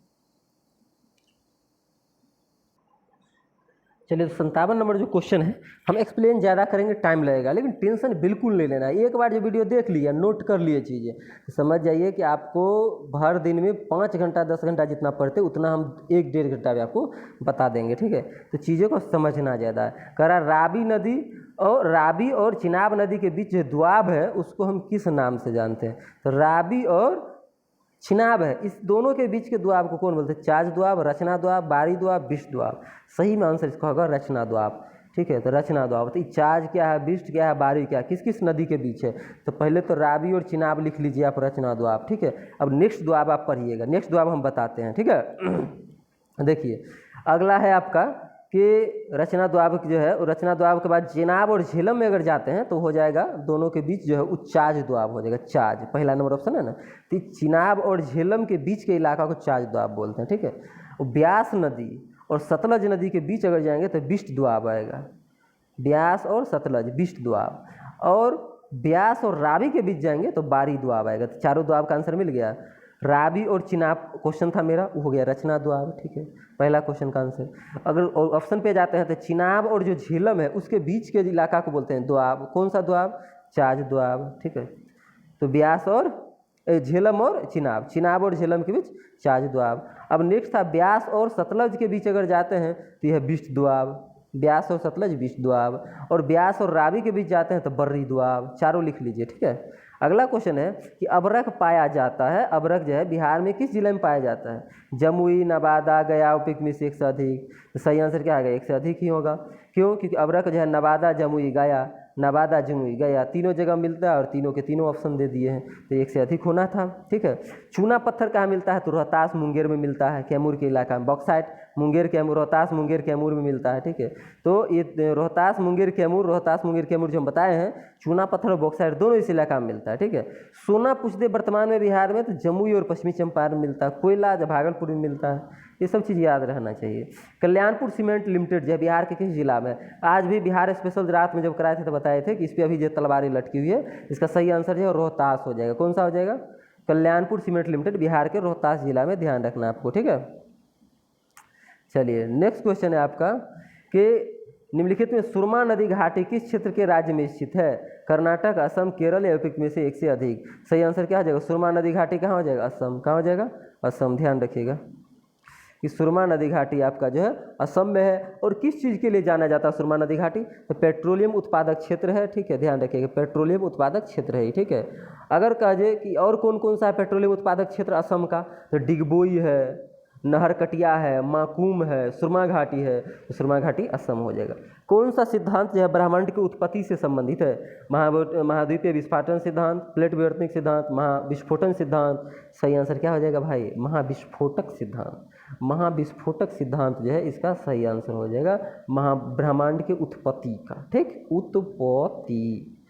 चलिए अच्छा, ये क्वेश्चन अगले सेट में आपको मिलेगा कि मतलब पृथ्वी जो है, पृथ्वी या ये महाविस्फोटक सिद्धांत जो हुआ था उस हिसाब से ब्रह्मांड पैदा लिया, तो ब्रह्मांड जो है उसको कितना अरब वर्ष पूर्व जो है निर्माण हुआ? 15 अरब वर्ष पूर्व या 16 अरब वर्ष पूर्व? तो सही आंसर इसका क्या है? 15 अरब वर्ष पूर्व, ध्यान रखिएगा। अगर कहते क्वेश्चन महाविस्फोटक सिद्धांत दिया किसने था, तो जॉर्ज लेमेंटियर ने दिया था। ये सब चीज़ें याद होनी चाहिए, लुसेंट बा का ये सब चीज़ बा हो। अगला क्वेश्चन बताइएगा कि बूढ़ी गंडक गंगा के किसके निकट मिलती है? बूढ़ी गंडक नदी जो है ये गंगा किनारे किसके मतलब कहाँ पे मिलती है? गंगा में कहाँ मिलती है? बेगूसराय, खगड़िया, पटना, हाजीपुर। सही आंसर इसका हो जाएगा खगड़िया। कहाँ मिलती है? खगड़िया में। आप लोग को पता होगा कि बिहार के पश्चिमी चंपारण जिला में जो है बिशंभर के पास से जो है ये सोमेश्वर श्रेणी से जो है निकलती है, ठीक है, सोमेश्वर श्रेणी से। कौन? बूढ़ी गंडक नदी। और ये खगड़िया के पास जब जाएंगे तो गंगा में मिल जाती है। ये आगे जाके थोड़ा सा मिलती है, खगड़िया से हल्का आगे जाके। इसकी टोटल लंबाई कितनी है? तो 320 किलोमीटर है, ठीक है। इसे चीज़ ध्यान रखनी है। बूढ़ी गंडक हो गया 63 है। निम्नलिखित में विचार करें। ये ब्लैक फॉरेस्ट से निकलती है, नदी के बारे में दे रही। ब्लैक फॉरेस्ट से निकलती है, काला सागर में मुहाना बनाती है और विश्व के सबसे अधिक देश से गुजरती है। किस नदी की बात कर रहे हैं हम? डेन्यूब, वोल्गा, निपियर, एक में से एक से अधिक। सही आंसर हो जाएगा रूस के वोल्गा नदी। रूस का कौन सा नदी हो जाएगा? रूस का वोल्गा हो जाएगा, डेन्यूब हो जाएगा, डेन्यूब, ठीक है। डेन्यूब नदी जो है सबसे अधिक देश से गुजरती है और ब्लैक फॉरेस्ट से उद्गम है और काला सागर में जाके इसकी मुहाना है। कौन सी नदी हो जाएगा? डेन्यूब नदी, ठीक है। लेकिन रूस का सबसे बड़ा नदी दिमाग में आ गया था, तो रूस की सबसे बड़ी नदी अगर कह दे तो हो जाएगा वोल्गा नदी। वोल्गा, ध्यान रखिएगा, ठीक है। कहीं कोई दिक्कत नहीं होना चाहिए। नीति आयोग द्वारा हाल ही में जारी स्वास्थ्य सूचकांक में बिहार का रैंक क्या है? नीति आयोग जब जारी किया है स्वास्थ्य सूचकांक रिपोर्ट 2023, उसमें बिहार का स्थान क्या है? तो 19वां स्थान है, 1-9, ठीक है, 1-9। और बड़े राज्य में सबसे अंतिम स्थान पे है, यही है। और सबसे पहला स्थान कह दे तो पहला स्थान पे केरला है। कौन है? केरला। तो समझ में आ गया। नीति आयोग द्वारा हाल ही में जारी स्वास्थ्य सूचकांक रिपोर्ट 2023 के हिसाब से बिहार का रैंक 19 है, बड़े राज्य में सबसे अंतिम, और फर्स्ट है बड़े राज्य में केरल है। कौन है? केरल है। चलिए नेक्स्ट क्वेश्चन है आपका कि मध्य प्रदेश भूमध्य रेखा जो है उसके संदर्भ में दिए गए कथन पे गौर कीजिए। भूमध्य रेखा के संदर्भ में गौर करना है। बांग्लादेश भूमध्य रेखा पर स्थित है। भूमध्य रेखा को 0 डिग्री अक्षांश भी कहा जाता है। भूमध्य रेखा से 13 देश गुजरती है। अब कह रहा है इसमें कौन सही है? केवल 1, 2, केवल 3, 2, 3 और केवल 1। अच्छा क्वेश्चन है भाई, ठीक है। तो भूमध्य रेखा बांग्लादेश से गुजरती है। पहले तो ये जानो, बांग्लादेश तो बाद में जानेंगे। पहले ये जाना है कि भूमध्य रेखा जो है 0 डिग्री अक्षांश को कहा जाता है, बिल्कुल कहा जाता है। 13 देश से गुजरती है, ये भी सही है, लेकिन बांग्लादेश से नहीं गुजरती है भाई, ठीक है। तो ये नहीं होगा। अब बांग्लादेश से कौन रेखा गुजरती है ये भी जानना है ना, तो कर्क रेखा। कौन रेखा? कर्क रेखा। इसीलिए बांग्लादेश से भूमध्य रेखा नहीं कर्क रेखा गुजरती है। 2 और 3 सही था, तो आंसर हो जाता सी। 66 है। जूट उत्पादन की दृष्टि से बिहार में जो स्थान क्या है? जूट उत्पादन की दृष्टि से बिहार का देश में स्थान क्या है? ठीक है, तो बिहार से है सेकंड रैंक पे आएगा, आपको पहले से पता है। फर्स्ट रैंक पे कौन आएगा? तो डब्ल्यू भी आएगा। पश्चिम बंगाल जो है जूट उत्पादन में पहले स्थान पे। अगर क्वेश्चन आ जाए कि बिहार का कौन सा जिला जो है जूट उत्पादन में मतलब कि अग्रणी है, तो सुपौल, पूर्णिया, मधेपुरा, कटिहार ये सब वाला इलाका है, तो सुपौल, पूर्णिया ये सब जो है अग्रणी जिला है, ठीक है। अगर कहे निम्नलिखित में कौन सी चट्टान अम्लीय चट्टान नहीं है? ग्रेनाइट, बेसाल्ट, रायोलाइट, इनमें में एक से अधिक। ओहो, कितने खतरनाक क्वेश्चन है। देखिए अम्लीय चट्टान जो होती है उसमें बालू और सिलिका की मात्रा ज़्यादा होती है, लगभग 65 से 85% के बीच में, ठीक है। अम्लीय चट्टान जो है ग्रेनाइट है, रायोलाइट है, पिच स्टोन है, ठीक है, ऑब्सिडियन है, ये सब सब। लेकिन बेसाल्ट चट्टान जो है ये क्षारीय होता है। क्या होता है? क्षारीय, ध्यान रखिएगा, क्षारीय होता है। तो आपको ये बी नंबर आंसर हो जाता है। ग्रेनाइट, रायोलाइट ये सब अम्लीय है, बेसाल्ट क्षारीय है। नेक्स्ट क्वेश्चन है 68 नंबर। निम्नलिखित में कौन सा युग्म संगत नहीं है? ज्वालामुखी और देश दिया है। अब कौन से ज्वालामुखी किस देश से जो है ये बताना है। गलत को सिर्फ चुन लेना है, ठीक है। देखिए एटना दिया है, एटना ज्वालामुखी कहाँ है? एटना फिलीपींस दिया है। एटना कहाँ होगा? इटली होगा ना। एटना ज्वालामुखी इटली में स्थित है, तो पहला का पहला ही आपका गलत हो गया। दूसरा देखते हैं कि दूसरा है कोटोपैक्सी, इक्वाडोर में, बिल्कुल सही है। तीसरा है फुजियामा, जापान। देवबंद, ईरान। ये सभी के सभी सही थे। और पहला नंबर जो एटना ज्वालामुखी ये गलत था, तो यही आंसर हो जाता। 69 नंबर क्वेश्चन है आज का कि निम्नलिखित भूकंपीय तरंग के संदर्भ में असत्य कथन का चयन करें। प्राथमिक तरंग सर्वाधिक तीव्र गति से चलती है। प्राथमिक तरंग ठोस, तरल, गैस सभी माध्यम में चलती है। द्वितीय भूकंप तरंग केवल तरल माध्यम से चलती है। धरातलीय तरंग सर्वाधिक विनाशकारी होती है। गजब। कह रहा है कि असत्य कथन छांटिए, असत्य, गलत, गुलोत्कर्टन चार्टिए। तो प्राथमिक तरंग सर्वाधिक जो है, प्राथमिक भूकंपीय तरंग सर्वाधिक तीव्र गति से चलती है, कोई डाउट नहीं होना चाहिए, बिल्कुल सही है। दूसरा है कि प्राथमिक तरंग ठोस तरल गैस सभी माध्यम से बिल्कुल हर जगह से जाता है प्राथमिक तरंग, तो दोनों के दोनों कथन सही हो गए। अतः द्वितीय तरंग जो है भूकंपीय तरंग केवल तरल माध्यम से चलती है, तो द्वितीय भूकंपीय तरंग जो है केवल ठोस माध्यम से चलती है। बेवकूफ़ों, यहाँ दिया है केवल तरल माध्यम से, तो आपको पता चल गया होगा किस कारण से गलती हुआ, तरल के जगह क्या होना था, ठोस। यही आंसर, हमको असत पूछा था तो यही आंसर है। लास्ट, धरातलीय तरंग सर्वाधिक विनाशकारी होता है, तो बिल्कुल धरातलीय तरंग सर्वाधिक विनाशकारी होता है। निम्नलिखित में कौन सी स्थलाकृति नदी द्वारा निर्मित होती है? लेपीच, यू आकार की घाटी, नुनाटक, गोखुर झील। सही आंसर तो आप लोग को पता चल गया होगा कि जो कौन सी स्थलाकृति नदी द्वारा निर्मित होती है, ठीक है। तो लेपिज जो है ये भूमिगत जल जो होता है उसके द्वारा बनता है, कहीं कोई दिक्कत नहीं। यू आकार की जो घाटी है और ये जो दिया है नानुटुक, ये दो जो ऑप्शन देख रहे हैं, हिमानी से बनता है, हिमानी से। ये और ये हिमानी से, और ये भूमिगत जल से। ये अब बच गया गोखुर झील, ये होता है नदियों से, ठीक है। तो अब समझ में आ गया होगा सभी के सभी, ठीक है। चलिए नेक्स्ट क्वेश्चन है, दो परितंत्र के बीच संक्रमण क्या कहते हैं? निक, इकोटोन, इकोटाइप, ट्रांस हैबिटेट। तो दो जो है परितंत्रों के बीच के संक्रमण इलाका जो होता है उसको इकोटोन बोलते हैं, ठीक है। इकोलॉजी में गब्बर सर कब आए थे, आप लोग को याद होगा, जो लोग पिछले कुछ दिन से होंगे, 2-3 महीने से। तो इकोटोन इसका सही आंसर हो जाएगा, ठीक है, ध्यान रखिएगा।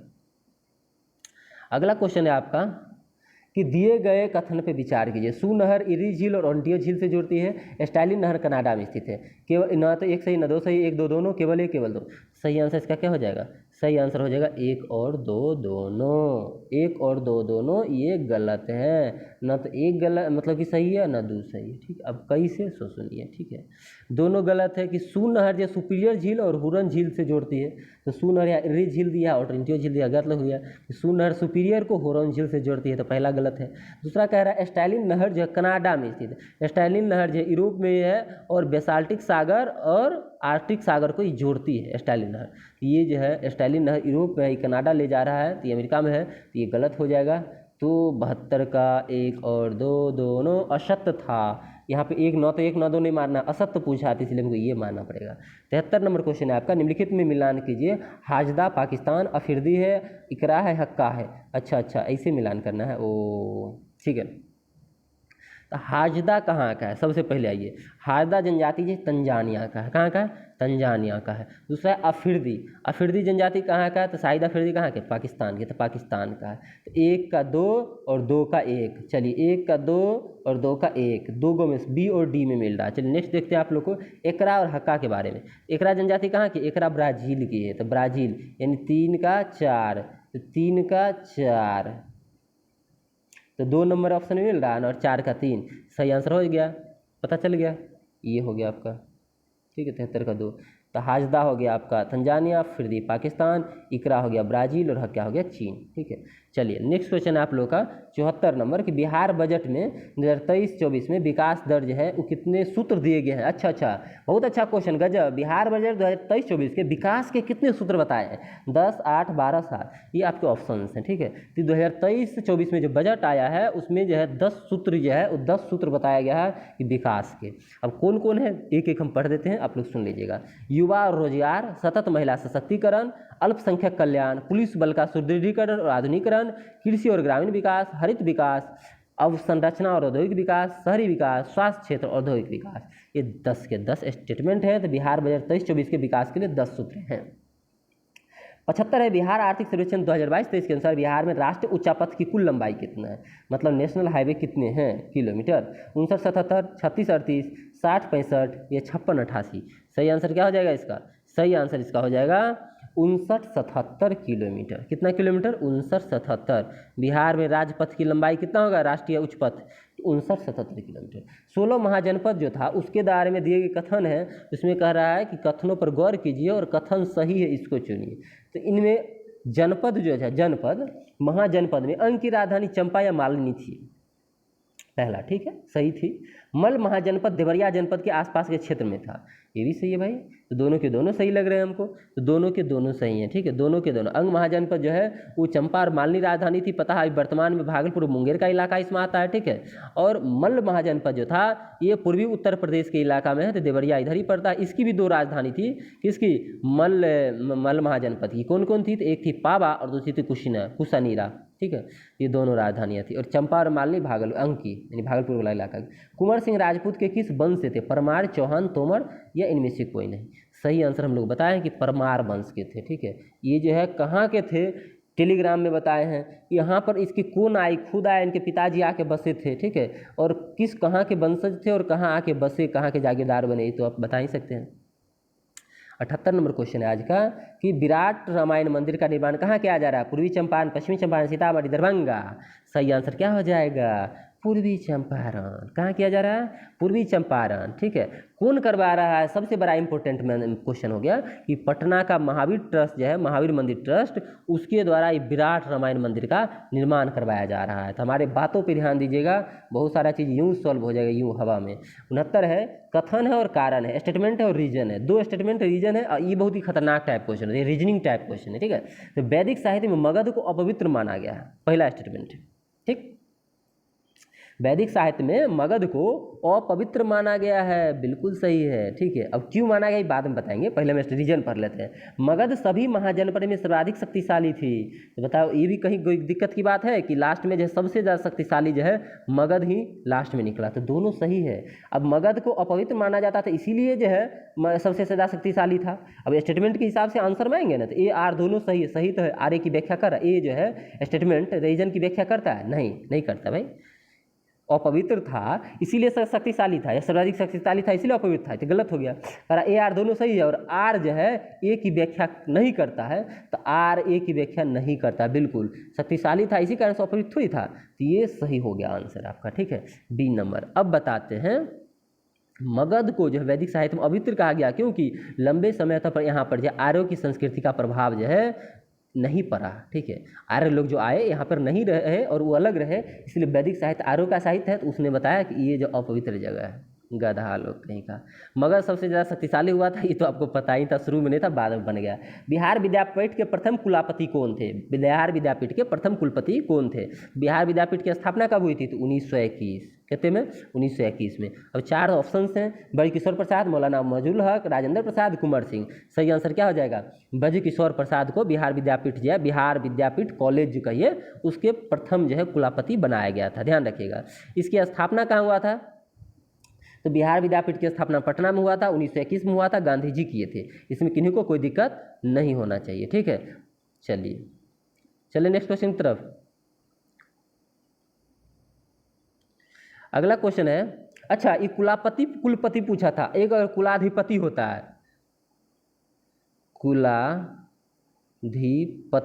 एक होता है कुलाधिपति, तो पहला कुलाधिपति बिहार विद्यापीठ को कौन बना था, हो सकता है दूसरा क्वेश्चन देखिएगा हमको कहेगा अरे यार वो तो गलत हुआ। कुलपति जो है ये ब्रजकिशोर प्रसाद हैं, कुलाधिपति कौन है, तो पहले कुलाधिपति बने थे मौलाना मजरूल हक, ये जो बी नंबर में दिख रहे हैं ऑप्शन, ठीक है। तो कुलाधिपति कहे तो मौलाना मजरूल हक, और कुलपति कहे तो ब्रजकिशोर प्रसाद, बिहार विद्यापीठ विश्वविद्यालय, और यह स्थापना 1921 महात्मा गांधी पटना। कन्फर्म हुआ। नेक्स्ट क्वेश्चन पे चलते हैं अब, ठीक है। ऐसे क्लियर होना चाहिए चीज़ें। 28 अगस्त 1920 को किस प्रांतीय कांग्रेस सम्मेलन में असहयोग आंदोलन के समर्थन करने का प्रस्ताव पारित किया गया था, तो असहयोग आंदोलन जो है वो उसका प्रस्ताव जो असमर्थित किया गया था, बंगाल, बिहार, संयुक्त प्रांत या मध्य प्रांत। सही आंसर क्या हो जाएगा भाई, तो 1 अगस्त 1920 को असहयोग आंदोलन जो शुरू हुआ है, आपको पता होगा दिसंबर 1920 में नागपुर अधिवेशन में जो है कांग्रेस को बैठक बुला के करना पड़ा था, लेकिन बिहार में ही जो है बिहार प्रांत हो जाएगा, जिसमें 28 अगस्त 1922 को कांग्रेस प्रांतीय कांग्रेस सम्मेलन में असहयोग को समर्थन पहले कर दिया था, लेकिन दिसंबर में जाके बाद में सेंट्रल लेवल पे कांग्रेस के नागपुर अधिवेशन में क्या किया गया, ये दोबारा से असहयोग आंदोलन चलाने का काम किया गया। इसीलिए असहयोग आंदोलन बिहार में पहले शुरू हो गया, नेशनल लेवल पे बाद में हुआ, सब ध्यान रखिएगा। यानी बिहार जो है 28 अगस्त 1920 को ही असहयोग आंदोलन को बिहार प्रांतीय कांग्रेस ने समर्थित कर दिया था, हम चलाएंगे। लेकिन भारत लेवल पे, पूरे नेशनल लेवल पे दिसंबर 1920 में जाके नागपुर अधिवेशन में कांग्रेस की बैठक में असहयोग के प्रस्ताव को पारित किया गया।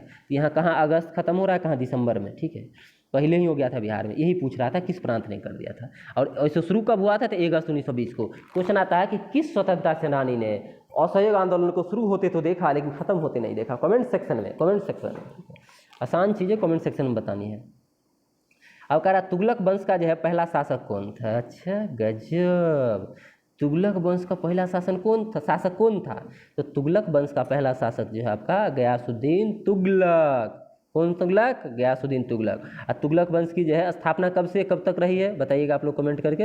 ये वंश का पहला शासक गयासुद्दीन तुगलक हुआ, और कब से कब तक? तो 1320 से 1325 तक शासन किया था, और 1320 से 1414 तक तुगलक वंश की शासन रही है। और इसे याद है, गुल खिले तो सांस लो, गुल खिले तो सांस लो। दिल्ली सल्तनत की जो है वंशजें हैं, गुलाम वंश, खिलजी वंश, ऐसे करके आपको याद रखना है सारा का सारा, ठीक है। चलिए, कैप ऑफ गुड होप की खोज किसने की थी? Vasco da Gama, Bartolomeu Dias, Columbus, इनमें से कोई नहीं, इनमें से एक से अधिक। तो जो है तो सही आंसर क्या हो जाएगा? सभी लोग मारिए भाई, हम बहुत खुश होंगे आपका आंसर। पहले मन में सोचिए और हम आपका आंसर कैसे गलती कराती है देखिए। सभी लोग मन में सोचे ना, 100 में 99 लोग मन में सोचे हैं वास्को डी गामा। क्या सोचे? Vasco da gamma. तो आंसर हुआ गलता। क्या हुआ? गलता। दिल टूट गया? नहीं, टूटना नहीं है दिल को तोड़ना नहीं है, दिल को जोड़ना है।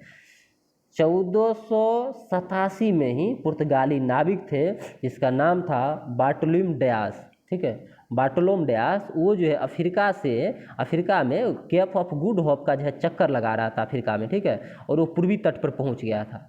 लेकिन उन्हें पूरा विश्वास था कि भारत के लिए भी जो है लंबा समय जो है बचा हुआ है और बहुत ज़्यादा मार्ग है, इसीलिए वो बंदा नहीं आया, ठीक है। और 1480 के दशक में कैप के जो है मूल रूप से कैप ऑफ स्टॉर्म नाम दिया गया इस इलाका को, और इसी से होते हुए बाद में जो है कैप ऑफ गुड होप होते हुए वास्को डी गामा भारत आता है। सही आंसर हो जाएगा बार्टोलोम डियास। समझ लो हो, इसीलिए गलता। कैसे हुआ पता चला? निम्नलिखित में किसने 1906 में एक अलग बिहार प्रांत की मांग की थी? तो आपको तो जितने लोग बीपीएससी के मेंस में 1-2 दिन मेरे साथ आए होंगे, बिहार स्पेशल बताए होंगे कि सच्चिदानंद सिन्हा जी पढ़ने गए थे भारत, इंग्लैंड, वहाँ पे उनको मजाक बनाया गया। 1894 में रिटर्न में आते हैं, संगठन बनाते हैं, धीरे धीरे शुरुआत करते हैं, और 1906 में पहला बार उन्होंने बिहार के प्रांत की मांग को एक प्रबल लेवल पे पेश करते हैं, साथ देते हैं महेश नारायण। तो इसमें सही आंसर जो है आपका सच्चिदानंद सिन्हा, महेश नारायण दोनों हो जाएगा। सही आंसर आप डी ले लीजिए, ठीक है। महेश नारायण उनके मित्र होते हैं, 1894 से उनके साथ होते हैं। तो 1906 में अलग बिहार प्रांत की मांग जो है इन्होंने की थी, ध्यान रखिएगा, ठीक है, दोनों मिलकर। नेक्स्ट क्वेश्चन है कि निम्नलिखित में किसे मुगल सम्राट ने बीबी के मकबरे का निर्माण करवाया था जिसे दक्षिण का ताजमहल कहा जाता है? तो दक्षिण का ताजमहल अगर लिख देना किसी को कहते हैं तो आंसर आप समझ में आएगा आपको, ठीक है। तो दक्षिण का ताजमहल जो है मुगल सम्राट औरंगजेब थे, उनके बीबी के मकबरा को कहा जाता है। बीबी का मकबरा कहाँ है? तो औरंगजेब की पत्नी का नाम पहले हमको बताइए क्या थी, जिसके नाम मतलब जिसके लिए बनवाया था मकबरा, तो उसका नाम था रबिया उद दर्रानी, ठीक है। वो 1678 में जो है मर गई थी, तो उसी के बाद 1678 में बीबी का मकबरा बनवाया गया। ये दक्षिण का ताजमहल कहलाता है। या एक और क्वेश्चन याद आया कि कहा जाता है कि किस स्थापत्य कला को ताजमहल की फुहर नकल कहा गया है? तो ताजमहल की फुहर नकल औरंगजेब के द्वारा बीबी का मकबरा जो बनाया गया है वही है, ठीक है, ध्यान रखिएगा। ये सारे के सारे चीज़ आपके दिमाग में रहने चाहिए। नेक्स्ट क्वेश्चन 86, नेहरू रिपोर्ट के संदर्भ में बताना है कि विचार कीजिए। ये नेहरू रिपोर्ट 1928 में प्रकाशित हुआ। यह रिपोर्ट भारत में पूर्ण रूप से स्वतंत्र करने की मांग की गई थी। केवल एक सही है, केवल 2? अच्छा, सही नहीं हो और शत पूछा था नहीं, इसमें तो गड़बड़ाइए जाए हम। तो कह रहा है कि ये गलत और सही चुनना है, गलत चुनना है, ठीक है, सही को छोड़ देना है नेहरू रिपोर्ट में। तो कह रहा है 1928 में प्रकाशित हुआ था, तो हुआ था, कहीं कोई दिक्कत नहीं है। यह रिपोर्ट भारत को पूर्ण रूप से स्वतंत्र करने की मांग की थी। अगर ऐसा करता तो फिर 2-3 गो युवा नेता काहे छोड़ कर भागता कांग्रेस को उस टाइम, ठीक है। तो ये पूर्ण स्वतंत्र नहीं, ये जो है डोमिनियन की ही बात की थी, इसीलिए जो है नेता छोड़े थे। तो इसमें कह रहा है गलत, तो केवल दूसरा गलत है, पहला तो सही है। समझ में आ गया होगा। अच्छा, नेहरू रिपोर्ट जो है इसके अध्यक्ष कौन थे? नेहरू रिपोर्ट किसकी अध्यक्षता में बन रहा था? तो मोतीलाल नेहरू के अध्यक्षता में रिपोर्ट बन रहा था, ध्यान रखिएगा, ठीक है। चलिएगा, नेक्स्ट क्वेश्चन है किसने चैलेंज किया था? किस व्यक्ति के चैलेंज के बाद कहा कि भारतीयों में अगर दम है तो हमें संविधान बना के दिखाए जो सभी लोगों के लिए स्वीकार्य हो। ठीक है, मारिए मारिए, कोई हेड है मारिए, ऑप्शन में मारिए, कहाँ कमेंट सेक्शन में। भारतीय राष्ट्रीय आंदोलन में निम्नलिखित में से कौन सी घटना सबसे पहले घटी है? द्वितीय गोलमेज सम्मेलन, द्वितीय सविनय अवज्ञा आंदोलन, व्यक्तिगत सत्याग्रह, वर्धा प्रस्ताव। सही आंसर हो जाएगा द्वितीय गोलमेज सम्मेलन। सितंबर 1931 से शुरू होता है, ठीक है, सितंबर 1931 से। और द्वितीय सविनय अवज्ञा आंदोलन 32 से शुरू होता है, तो 32 तो बाद में हो गया। व्यक्तिगत सत्याग्रह 40 में होता है, बाद में हो गया। अब वर्धा सम्मेलन 42 में हुआ था, वर्धा 1942 प्रस्ताव, ये सब बाद में हो गया।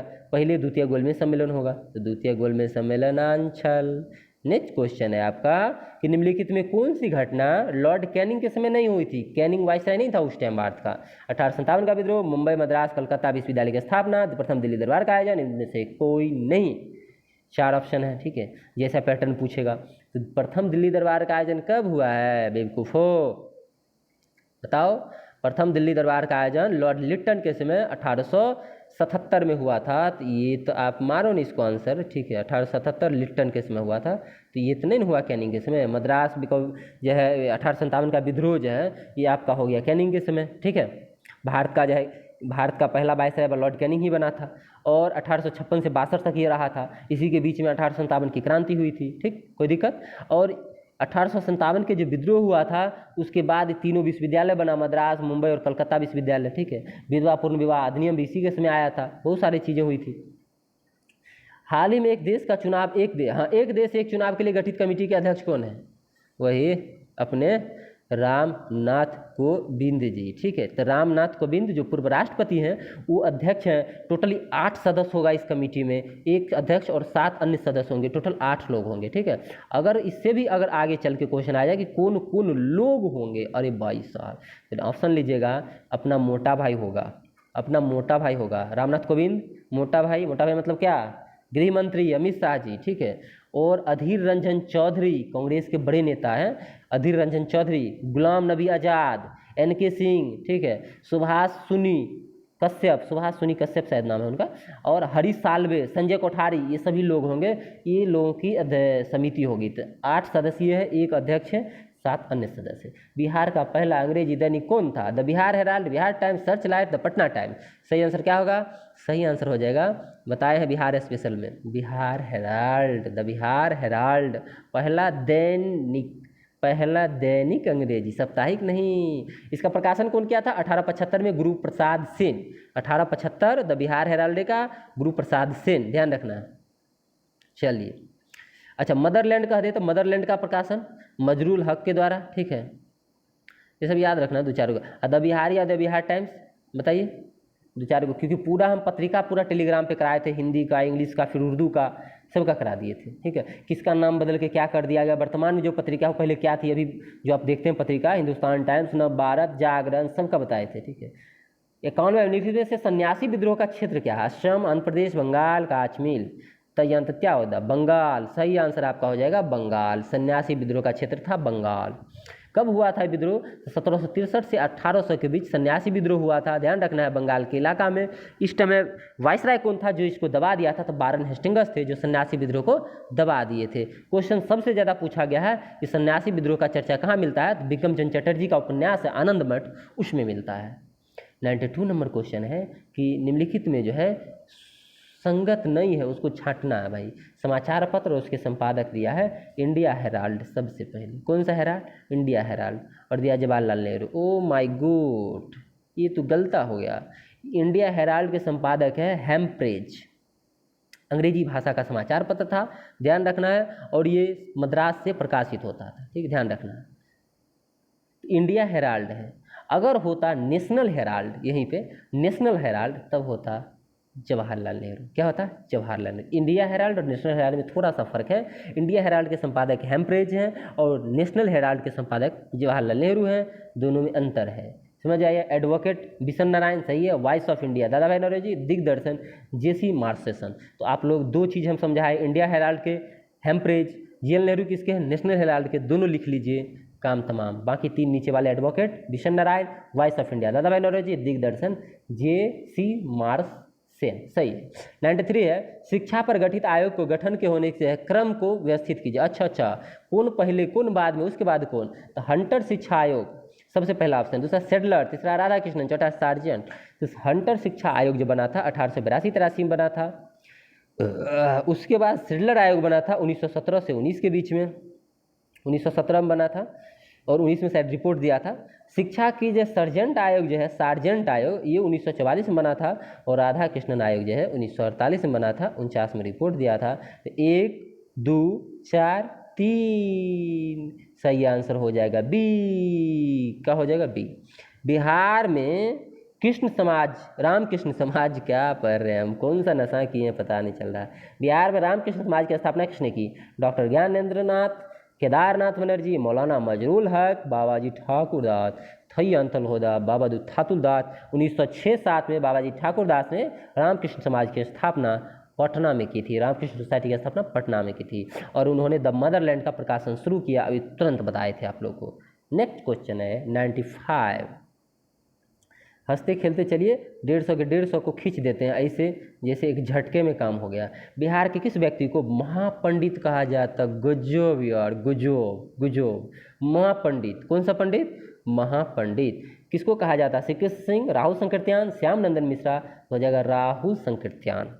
राहुल संकीर्त्यान जो है इसको महापंडित कहा जाता है। और ये असहयोग आंदोलन जब 1920 में हुआ था तो बताना है कहाँ से बहुत ही ज़्यादा सक्रिय भागीदारी निभाए थे, तो वही छापरा से अपना बहुत ही अहम भूमिका दिए थे। और इन्होंने जो है हिंदी यात्रा साहित्य का जनक भी जो इसे कहा जाता है, मतलब राहुल संकीर्त्यान जी को हिंदी यात्रा साहित्य का जनक भी कहा जाता है, ध्यान रखिएगा। चलिए नेक्स्ट क्वेश्चन बताइएगा आपको। सम्मिति आयु अधिनियम, सम्मिति आयु अधिनियम के संबंध में विचार करना है। 2 कथन है और इसमें चुनना है कि सही कौन सा है। सही। यह अधिनियम लॉर्ड इरविन के समय आया। यह अधिनियम 12 वर्ष से कम उम्र के बच्चों के विवाह को रोक दिया, निषेध कर दिया। सम्मति आयु अधिनियम आया कब था? इचवी से पता चल जाएगा कि वाइसराय कौन था। ठीक है, तो सही आंसर इसका क्या हो जाएगा? 1891 में आया था। तो जब सम्मति आयु अधिनियम 1891 में आया, ठीक है, उस समय गवर्नर जनरल लॉर्ड लेस्डाउन थे। तो लेस्डाउन यहाँ इरविन दे रहा है, तो पहला हो गया गलता, पता चल गया गलता कैसे हुआ। दूसरा कार्य, अधिनियम में 12 वर्ष से कम आयु के बच्चे के विवाह को निषेध कर दिया। यहाँ लॉजिक फंस रहा है। ठीक है, कैसे फंस रहा है कि 12 वर्ष से कम आयु के बच्चे का विवाह बिल्कुल इसमें निषेध किया था। कुछ लोग याद रखेंगे 14 वर्ष वाला, 14-18 वाला, वो कौन सा है? शारदा एक्ट है बाबा, शारदा एक्ट। और लॉर्ड इरविन के समय शारदा एक्ट आया था। वो तो ऐसा नहीं कि शारदा एक्ट समझ के दोनों स्टेटमेंट सही कर दे, केवल 2 नंबर स्टेटमेंट सही है ये वाला। ठीक है, पहला गलत है। इरविन के समय शारदा एक्ट है। सम्मति आयु अधिनियम 1891 में आया था, लेस्डाउन था, इसमें 12 वर्ष से कम आयु के बच्चे के विवाह को निषेध कर दिया गया था। लॉर्ड इरविन जब वाइसराय था उस टाइम शारदा एक्ट आया था। आप लोग ईस्वी हमको कंफर्म कीजिए कि कितना में आया था शारदा एक्ट। ठीक है, और उसके तहत विवाह की आयु लड़की के लिए 14 और लड़का के लिए 18 रखा गया था। ठीक है, नेक्स्ट क्वेश्चन है, बिहार कांग्रेस सोशलिस्ट पार्टी के सचिव कौन बने थे? बिहार कांग्रेस सोशलिस्ट पार्टी के सचिव कौन बने थे? तो पहले स्थापना कब हुआ, अध्यक्ष कौन थे, सचिव कौन थे, सब क्लियर हो जाएगा। बिहार कांग्रेस सोशलिस्ट पार्टी की स्थापना 1934 में हुई थी और इसके अध्यक्ष थे आचार्य नरेंद्र देव और इसके सचिव थे जेपी बाबू। तो सही आंसर हमको सचिव पूछा था, तो जयप्रकाश नारायण। 1934 और आचार्य नरेंद्र देव अध्यक्ष। ठीक है, समझ में अला तो आगे बढ़ा। मुंगेर में सविनय अवज्ञा आंदोलन के दौरान कांग्रेस की गतिविधि को नेतृत्व किसने किया था? तो सही आंसर क्या होगा? मुंगेर में सविनय अवज्ञा आंदोलन 1930 में जब हुआ था, 1930 में सविनय अवज्ञा आंदोलन, एक सेकेंड, हाँ देखिए थोड़ा सा डिस्टर्बेंस आ जाता है, खाली मोबाइल में से काम कर रहे हैं जी, दिक्कत बात आएगा। मुंगेर में सविनय अवज्ञा आंदोलन जो हुआ था उस टाइम कांग्रेस की गतिविधि के नेतृत्व कौन करता, मतलब कि आंदोलन को कौन लीड कर रहा था? तो 2 व्यक्ति थे, श्री कृष्ण सिंह, राजेंद्र प्रसाद, नंद कुमार सिन्हा। उपयुक्त में से एक से अधिक या उपयुक्त में से कोई नहीं। सही आंसर हो जाएगा उपयुक्त में से एक से अधिक, श्री कृष्ण सिंह और नंद कुमार सिन्हा। ध्यान रखिएगा, मुंगेर जिला में जो प्रांतीय कांग्रेस कमेटी थे उसके तत्कालीन सचिव थे श्री कृष्ण सिन्हा और नंद कुमार सिन्हा जो है सविनय अवज्ञा आंदोलन चलाने के लिए जो कांग्रेस की तरफ से भेजे गए थे कि आप इसका लीड करेंगे। तो 2 व्यक्ति होंगे, नंद कुमार सिन्हा और श्री कृष्ण सिंह। श्री कृष्ण सिंह वहाँ सचिव थे प्रांतीय कांग्रेस के और ये जो थे नंद कुमार सिन्हा वो लीड कर रहे थे। तो दोनों के दोनों आंसर होने पर आपको डी नंबर आंसर लेना पड़ेगा क्योंकि ए और सी दोनों आंसर हो रहा है। नेक्स्ट क्वेश्चन है, बिहार दिवस, भागो मत, बिहार दिवस किस वर्ष की घटना के आधार पर 22 मार्च को मनाया जाने लगा? बहुत ही अच्छा क्वेश्चन है, दिल खुश कर देगा। जो लोग बताइएगा ₹2 का टॉफ़ी फ्री है।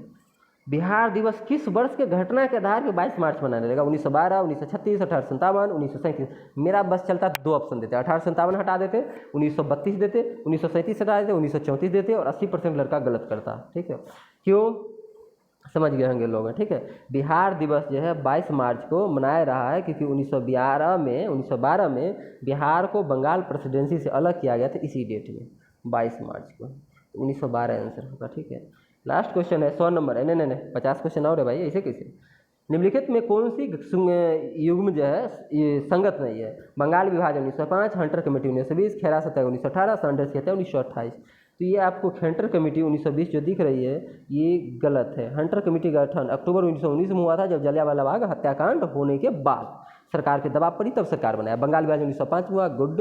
खेरा सत्याग्रह गांधी जी किए थे 1918 वर्ष में, और सैंडर्स की हत्या दिसंबर 1928 में भगत सिंह, राजगुरु, सुखदेव जाकर ठोक दिए थे। ठीक है, पता चल गया होगा आप लोग को कहाँ जाकर ठोके थे और किस गाड़ी से जाकर ठोके थे ये बताना आपको। ठीक है, तो ये हंटर कमेटी अक्टूबर 1919 होना था, 1920 दिया इसलिए गलत है।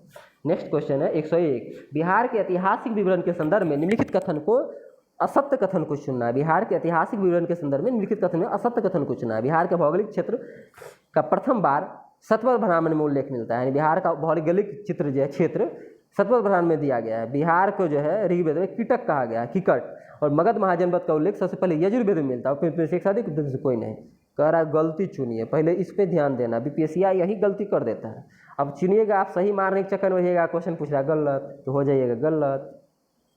चलिए, पहला है बिहार का पहला भौगोलिक क्षेत्र का प्रथम बार उल्लेख सतपथ ब्राह्मण में है, तो कहीं कोई दिक्कत की बात नहीं है। सतपथ ब्राह्मण में ही बिहार के भौगोलिक क्षेत्र का पहला बार वर्णन किया गया है। अच्छा, बिहार को इसमें विदेह कहा गया है, पते है। ऋग्वेद में बिहार को कीकट कहा गया है या वार्त कहा गया है, कहीं कोई दिक्कत नहीं। तो पहला दूसरा तो सही बा हो। अब आवा तीसरा की तरफ। मगध महाजनपद का उल्लेख सबसे पहले यजुर्वेद में मिलता है। मगध महाजनपद और अंग महाजनपद का सबसे पहले वर्णन अथर्ववेद में मिलता है। कौन वेद? अथर्ववेद। तो यहाँ जो है आपका किधर गया भाई? यजुर्वेद। इसको काटिए और लिखिए अथर्ववेद। और महाजनपद में मगध है नहीं, मगध के साथ साथ अंग भी, ये दोनों का वर्णन कहाँ? अथर्ववेद में है। तो सी नंबर गलत था, तो यही आपका आंसर सही हो जाता है। बख्तियार खिलजी के बिहार अभियान के समय कर्नाट वंश का शासक कौन था? परसों जो हम कराए हैं, जो लोग होंगे टेलीग्राम पे सुने होंगे। कर्नाट वंश का शासक कौन था जो बिहार पे जब बख्तियार खिलजी अटैक कर रहा था? बताइए बताइए बताइए। सभी लोग को बताए थे कि नरसिंह देव थे। कौन थे? नरसिंह देव। एक सेकेंड, हाँ, नरसिंह देव। सही आंसर क्या हो जाएगा? नरसिंह देव। ध्यान रखिए, बख्तियार खिलजी के आक्रमण के समय बिहार पर कर्नाट वंश का शासन था और उसके शासक थे नरसिंह देव। कहीं कोई दिक्कत नहीं होना चाहिए। अच्छा, कर्नाट वंश किधर शासन करता था ये भी समझाए थे। मिथिला के इलाका में, उत्तरी बिहार में शासन करता था। ठीक है, कहीं कोई दिक्कत नहीं होना चाहिए। अच्छा, जब बख्तियार खिलजी आया तो उसको क्या किया? लड़ा या उससे दोस्ती कर लिया? बख्तियार खिलजी को जो है इन्होंने मित्रता कर ली, उससे जो है नजराना भेंट दिया, पुरस्कार दिया। बताओ यार, कैसे कैसे लोग हैं। लेकिन क्वेश्चन अगर पलट जाए कि गयासुद्दीन तुगलक के समय कर्नाट वंश का शासक बिहार में कौन था, तो हरि सिंह देव हो जाएगा, हरि सिंह देव। तो बख्तियार खिलजी के अटैक के समय नरसिंह देव और गयासुद्दीन तुगलक के समय हरि सिंह देव, दोनों अंतर है। और जब आया तो इन्होंने क्या दिया? गिफ्ट दिया। ये मिथिला के इलाका में क्या करता था? शासन का। शेरशाह सूरी ने पटना का दुर्ग कब बनवाया था? तो शेरशाह सूरी ने 1541 में मुगल दरबार से हुमायूं को जब हराया था, 2 युद्ध लगातार 39-40 में, उसके बाद 41 में आके इन्होंने पटना का दुर्ग को जो है निर्मित करवाया था। ध्यान रखिएगा। और पटना को बिहार की राजधानी घोषित की थी। ठीक है, और ये बात कहाँ मिलता है? तो एक किताब है तारीख़ दाऊदी। ठीक है, किसने लिखा है? ये भी बिहार स्पेशल में बताए थे, अब्दुल्लाह ने लिखा है। आप इम्तियाज़ अहमद का बिहार स्पेशल पढ़िए, मज़ा आ जाएगा। 68 बीपीएससी 67 68 कोई भी क्वेश्चन उठा के देखिए, अंदर से जो क्वेश्चन कहीं नहीं मिलेगा इम्तियाज़ अहमद में लाइन बाई लाइन मिलेगा। ठीक है, ये तारीख़ दाऊदी के लेखक अब्दुल्लाह है। बिहार के जो है सूबेदार मान सिंह ने बिहार की राजधानी कहाँ बनाई? एक दिस उठा के इम्तियाज़ अहमद से दे दिया है। परसों की क्लास में जो लोग थे आप लोग गौर कीजिएगा, जब मेडिवल हिस्ट्री करा रहे थे, सेम क्वेश्चन है कि नहीं? एकदम लाइन लाइन से। मुंगेर, रोहतास, होशंगाबाद का आंसर बा हो? रोहतास बा हो, ये तो रोहतास होगा। अच्छा, ये बताए थे कि जब मुगल का शासन था तो यहाँ पे कौन था जो विद्रोह कर दिया था, 64 बीपीएससी पूछा था, जिसके कारण अकबर को खुद आना पड़ा था बिहार, ठीक है, हराने के लिए। दाऊद खान था और ये बिहार का अंतिम अफगान शासक था जो विद्रोह किया, तो अकबर को खुद आना पड़ा 1574 में। आया 1574 में अकबर ने आक्रमण किया बिहार पे, 1576 पे उन्होंने पटना पे कब्जा कर लिया, 1580 में जाके पूरे बिहार प्रांत को अकबर मुगल सत्ता में अपने प्रांत का दर्जा देता है, ठीक है। कहीं दिक्कत बा का नहीं ना, होना भी नहीं चाहिए। और 1587 से 94 तक राजा मान सिंह जो थे अकबर के दरबार में, उसे बिहार का सूबेदार नियुक्त किया गया था, ध्यान रखिएगा।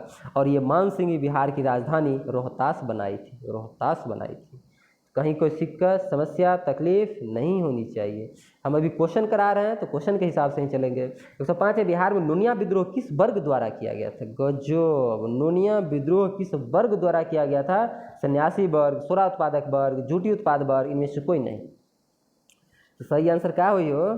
सही आंसर होगा सोरा उत्पादक वर्ग द्वारा। ये 1770 से 1800 के बीच में सोरा उत्पादकों ने क्या किया था बिहार में? मुजफ्फरपुर, सारण, हाजीपुर, इस सब इलाका में क्या किया था? नोनिया विद्रोह, नोनिया। तो नोनिया एक कास्ट है, ये लोग थे, सोरा उत्पादक थे, इन्होंने किया था मुजफ्फरपुर, सारण, हाजीपुर, पूर्णिया के इलाका में 1770 से 1800 लोग 30 साल तक। ये सोरा क्या है भाई? सोरा से बारूद बनता था, बारूद, समझ लो। नेक्स्ट क्वेश्चन बा, बिहार के सासाराम में निम्नलिखित में किसका मकबरा है? इस्लाम शाह, शेर शाह, अब्दुल गफूर, इनमें से एक से अधिक, इनमें से कोई नहीं। सभी लोग आएंगे पूरा जोशियाल, क्वेश्चन को देखेंगे। बिहार के सासाराम, शेर शाह का मकबरा सासाराम, शेर शाह का मकबरा सासाराम, मार मार मार मार मार मार मार, ले गलती 1/3 कट। और आप तो वहाँ से गिन के आए कि मेरा 150 में 140 सही है, पता चला 100 भी सही नहीं है। अगर ऐसे मारे आंसर तो इस्लाम शाह जो आपको दिख रहा है बगल में, बड़ा खतरनाक लोग है, ठीक है, ध्यान रखिएगा। तो शेर शाह और इस्लाम शाह दोनों का मकबरा सासाराम में है, ठीक है। अब दोनों ऑप्शन में दे दिया, क्या कीजिएगा, मानना तो पड़ेगा ना। इसीलिए आंसर होगा इनमें से एक से अधिक। क्या होगा? इनमें से एक से अधिक। बिहार के सासाराम में शेर शाह का मकबरा है, बताए थे कैसी आकृति, अष्टकोणीय है। क्या है? तो चबूतरा पे बना है, चारों तरफ से सीढ़ी है, और वो जो है मतलब झील में बना है, ठीक है। और ये इस्लाम शाह उसका बेटा था, ठीक है, उसका भी मकबरा वहीं पे थोड़ा दूर पे है, ठीक है। हम गए थे, इस्लाम शाह का मकबरा जो है अभी भी अधूरा है। एक हसन खां था, उसका भी मकबरा है, ठीक है। बहुत सारा मकबरा सासाराम में, इसीलिए समझदारी से काम लेनी है, ठीक है। चलिए, काम बात तो समझदारी से लेंगे ही। नेक्स्ट क्वेश्चन देखते हैं। 107 क्वेश्चन आपका है। ए भाई, क्या हो गया तेरे को? बिहार के निम्नलिखित में कौन सी चित्रकला बहुला विस्कारी की लोक कथा पर आधारित है? बिहुला बिसहरी की लोक कथा, मंजूषा, मधुबनी, थंका चित्रकला। तो भाई इसमें बताओ, कुछ बतावे के पड़ी हमरा। मंजूषा चित्रकला होगा कि मधुबनी होगा कि थंका होगा? तो बिहार की मंजूषा चित्रकला जो है बहुला बिहकारी जो है ये लोक कथा पर आधारित है। लोक कथा, लोगों के बीच जो कथा चलती है उससे चित्र बनाया गया, वो किस में? मंजूषा में है, बिहुला बिसहरी, ठीक है। ये भागलपुर के आसपास में प्रचलित है। मधुबनी चित्रकला पे जब आते हैं तो मथुरा के इलाका में महिलाएं द्वारा बनाई जाती है, ये आपको पता है। थंका चित्रकला, जो थंका जो देख रहे हैं, सी नंबर ऑप्शन, ये आपके महात्मा बुद्ध के जीवन और उनकी शिक्षा से संबंधित चित्रकला है। तो तीनों के बारे में रिलेट हो गया आपका, कहीं कोई दिक्कत नहीं रहना चाहिए आपको। तो आंसर क्या होता है इसका? 107 का एक। ऐसा नहीं कहेगा सर आंसर तो पूरा डिटेल में बता रहे हैं, समझना है। अरे भाई ई का रे, ये तो बड़ा डेंजर क्वेश्चन बा हो। 108 से 111 तक ऊंचे दिए गए मानचित्र के माध्यम से आंचल कीजिए। अरे भाई, बिहार के नक्शा याद बा तोरा के? याद बा तो बनी, या नहीं याद बा तो फिर हालत खराब हुई, क्योंकि ABCD और 1 2 3 4 ला। चलिए, 108 से कह रहा है देखने, बिहार का नक्शा देख लीजिए, गौर से देख लीजिए, क्वेश्चन नंबर पहले देखिए तो कुछ समझ में आए, ठीक है। कह रहा है वन स्थिति रिपोर्ट 2021 के अनुसार बिहार के किस जिले में क्षेत्रफल की दृष्टि से सबसे अधिक और सबसे कम वन क्षेत्र पाया जाता है? गजब यार, गजब। लेकिन आंसर तो याद है आपको कि बिहार के सबसे क्षेत्रफल की दृष्टि से सबसे अधिक वन का कम वन है, लेकिन आपको मैप दे दिया। और ये परफेक्शन है इसका, बहुत ही अच्छा, बहुत ही अनोखा यूज है कि मैप रीडिंग आपको जो है PT में दिखा दिया है। हो सकता है BPSC दिखा दे ये सेम चीज़ को, तो उसे एक कदम आगे चल रहा है ये, ठीक है। तो मैप रीडिंग आपको पूरा बिहार का मैप हमेशा दिमाग में रहना चाहिए, कौन सा जिला, कौन सा प्रमंडल कहाँ से कहाँ पर पड़ता है, किधर से कितने राज्य हैं, कौन सट रहे हैं, ठीक है। अब कह रहा है 2021 के वन रिपोर्ट लीजिए, उठाइए और बताइए कि सबसे ज़्यादा वन कहाँ पर है, किस राज्य में है, मतलब कि किस किस जिला में है। और जिला का नाम तो याद है, लोकेशन में पूछ दिया, का करब हो, आई हो दादा का हुई बताइए। तो देखिए ये जो दिया है आपको ABCDEFGH, इसको समझना पड़ेगा ABCDEFGH को। तो हमको तो ये तो पता है कि कैमूर में सबसे ज़्यादा है, ठीक है, और सबसे कम शेखपुरा में है, तो समझ लगे हैं। अब कैमूर कहाँ पे है, तो ये वाला जो इलाका है ये कैमूर का है। और शेखपुरा कहाँ पे भाई, शेखपुरा ये जो दिख रहा है ये शेखपुरा है। तो अब आपको पता चला कि G और W इसका सही आंसर होगा, कैमूर और शेखपुरा पता चलल। यह आंसर बा G एंड W, तो खोज G एंड W ऑप्शन 1 में बा, तो यही आपके आंसर हो गया बा, तो ऑप्शन ए आंसर। तो समझो नक्शा याद करेंगे पड़ी तोरा। नेक्स्ट क्वेश्चन है मैप पे, जनगणना 2011 के अनुसार बिहार के निम्नलिखित में से किस जिले में लिंगानुपात 9 से कम है, और मानचित्र बताना है, मानचित्र से उत्तर चुनना है कि लिंगानुपात 900 से कम होना चाहिए। अब हर राज्य का, हर मतलब जिला का लिंगानुपात QLS, अब 3 ऑप्शन दे दिया, अब QLS में पहले आइए, Q ढूंढिए Q L और S है 3 चीज़, हाँ L मिला, L ये है, ये तो पटना है, ठीक है, पटना। Q ये वैशाली, और QL एक क्या था भाई, ये क्या था, हाँ S था, S किधर है, S किधर, मुंगेर है, 3 मिल गया। अब 3 में कह रहा है कि सबसे कम 900 से कम लिंगानुपात होना चाहिए। तो ये तीनों जो है LQS, L का था 897 पटना का लिंगानुपात, वैशाली का 895 और से मुंगेर का 876, तीनों का कितना से कम है, 900 से कम है, इनमें से एक से अधिक आंसर हो जाता, कहीं कोई दिक्कत नहीं है। चलिए 110 है, 3 क्वेश्चन परेशान करेगा। बिहार के आर्थिक सर्वेक्षण 2022-23 के अनुसार 21-22 में किस जिले में बिजली की खपत सबसे अधिक हुई है, मानचित्र के आधार पर आपको बताना है। क्या हो, ये तो आंसर थोड़ा सही मारे के पड़ी कि सबसे ज़्यादा बिजली खपत कहाँ हुआ था, पटना में। पटना कहाँ है, यहाँ, तो आंसर हो गया पटना। क्या हो गया, पटना। चलिए नेक्स्ट क्वेश्चन पे चलते हैं, बिना सोचे L आंसर हो जाएगा, तो इसमें कुछ करने की जरूरत नहीं थी। चलिए 111 पे चलता है। प्रधानमंत्री गति शक्ति योजना के तहत पूर्व मध्य रेल का पहला गति शक्ति कार्गो टर्मिनल बिहार के किस जिला में शुरू किया गया है, मानचित्र के हिसाब से, कोड के हिसाब से बताना। भाई बारे बहुत मारेगा ये हमको, ठीक है, बहुत परेशान कर रहा है ये। प्रधानमंत्री गति शक्ति योजना के तहत आपको पता होगा ECR जो है, ECR इसका पहला कार्गो टर्मिनल बरौनी बेगूसराय में बना है। अब बरौनी बेगूसराय हमको खोजना पड़ेगा, बताओ, मेरे घर के बगल में ही बात सही है, लेकिन किधर ढूंढे इसको। चलो चलते हैं, देखते हैं बरौनी बेगूसराय। तो हम अपने घर के पास आएंगे सबसे पहले, ठीक है, अपने घर के पास आएंगे, तो ये हो गया घर, ये X जो है ये बेगूसराय वाला है, ठीक है, ये बेगूसराय का इलाका है, यही आंसर हो जाएगा, ठीक है, X। चलिए तो X इसका आंसर हो जाता है। अब आपका 111 तो हो गया, 12 भाई बच्चा, अब मैं अपना ये है। भारत पहली बार एक्सरसाइज ब्राइट स्टार 23 में भाग ले रहा है, ये आयोजित किया गया रूस, रोमानिया, मिस्र, कतर। तो सही आंसर इसका क्या हो जाएगा, मिच्ल में। कहाँ, मिच्ल में। भारत जो है पहली बार एक्सरसाइज ब्राइट स्टार 23 में भाग ले रहा है, ये मिस्र में है। कहाँ है, मिस्र में है। चलिए ये त्रिसेवा अभ्यास से ध्यान रखना है, वायुसेना पहली बार ये अभ्यास में भाग ले रहा है, मतलब ये जो है भारतीय वायुसेना का जो है मिस्र के काहिरा एयरबेस पे जो है अभ्यास हुआ है, ब्राइट स्टार 23, और भारतीय सेना, वायुसेना पहली बार इसमें भाग लिया है। नेक्स्ट क्वेश्चन है आपका कि समाचार में देखा गया है XQ-58 जो है ए बलकिरी, एक क्या है, संयुक्त राज्य अमेरिका द्वारा हवाई के लिए लाया गया ER रोबोट है, जापान द्वारा डिजाइन किया गया एक ऊर्जा संचालित 2 सीट वाला विमान है, चीन द्वारा लॉन्च किया गया अंतरिक्ष वेधशाला है, या इसरो द्वारा डिजाइन किया गया पुनः प्रायोजित रॉकेट है। तो ये संयुक्त राज्य अमेरिका यानी USA द्वारा हवाई युद्ध के लिए AI रोबोट है, AI आर्टिफिशियल इंटेलिजेंस रोबोट है, XQ-58A USA इसको बनाया है। हवाई युद्ध जो होगा तो आर्टिफिशियल इंटेलिजेंस रोबोट का इस्तेमाल XQ-58A का ठीक है। इसका क्या नाम है, XQ-58A बालिकरी, ठीक है। ये पता होगा कि अमेरिकी सेना द्वारा हवाई युद्ध में इसका इस्तेमाल आर्टिफिशियल इंटेलिजेंस रोबोट का इस्तेमाल किया जाएगा, ठीक है, कहीं कोई दिक्कत नहीं। 114 है, चंद्रयान 3 मिशन परियोजना के निर्देशक कौन थे। आज सुबह बिहार नेशनल करंट जब करा रहे थे क्लास में टेलीग्राम पे, तो बताए थे कि चंद्रयान 3 मिशन के मिशन डायरेक्टर देख लीजिए, इसके प्रोजेक्ट डायरेक्टर देख लीजिए, सारा चीज़ देख लीजिए, ठीक है। के सिवान, S सोमनाथन, कल्पना या P बिरुमथुवेलु, क्या होगा आंसर बताबो हो। पी बरुमथुमेलु, पी बिरुमथुवेलु, क्या हो जाएगा पी बरुमथुवेलु। चंद्रयान 3 प्रोजेक्ट। चलिए, बिहार के कितने व्यक्ति थे? 2 व्यक्ति, रवि कुमार और एक कौन, कमेंट कीजिए। दोनों का लोकेशन ही बताइए, डेली यही हम ही बताएं। अमिताभ कांत, कौन बताइए। निम्नलिखित में किसने प्राइम ET11 नामक भारत का पहला स्वदेशी ट्रैक्टर विकसित किया है? तो प्राइमा ET11 नामक भारत का पहला स्वदेशी ट्रैक्टर विकसित किया है Tata institute of fundamental research, Raymond research institute, CMERI Durgapur, ये CIMFR धनबाद। सही आंसर इसका क्या होगा? सही आंसर इसका हो जाएगा,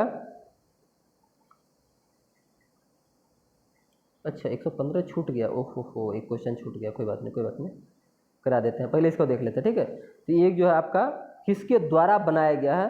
तो ये सही आंसर इसका हो जाएगा CMERI दुर्गापुर। क्या हो जाएगा? CMERI दुर्गापुर 116 का, ठीक है। ये जो है ट्रैक्टर इसी के द्वारा बनाया गया है, ध्यान रखना है, ठीक। चलिए, ये जितेंद्र सिंह इसको लॉन्च किए हैं, ठीक है। CSIR प्राइमा ET11, ठीक है। ये स्वदेशी ई ट्रैक्टर है, ई मतलब इलेक्ट्रिक ट्रैक्टर, भारत का पहला स्वदेशी ई ट्रैक्टर इलेक्ट्रिक ट्रैक्टर है, ठीक है। और ये central mechanical engineering research institute, ये बोले ना CMER, ठीक है, आई, ये हो जाएगा central mechanical engineering research institute Durgapur, इसके द्वारा बनाया गया है। भारत जो है, अच्छा पहले 15 जनशक्ति प्रदर्शनी संबंधित है। जनशक्ति प्रदर्शनी हस्तशिल्प के प्रदर्शन से, पारंपरिक पद्धति के पुनः जीवित करने से, जल जीवन हरियाली से, मन की बात के 100वें एपिसोड से। आई हो दादा, जनशक्ति प्रदर्शनी तो मोदी जी करते हैं मन की बात ऑल इंडिया रेडियो से। ये 100वां एपिसोड जो था इसी को जनशक्ति प्रदर्शनी के रूप में संबंधित था, ठीक है। ये हो जाता मन की बात 100वां एपिसोड।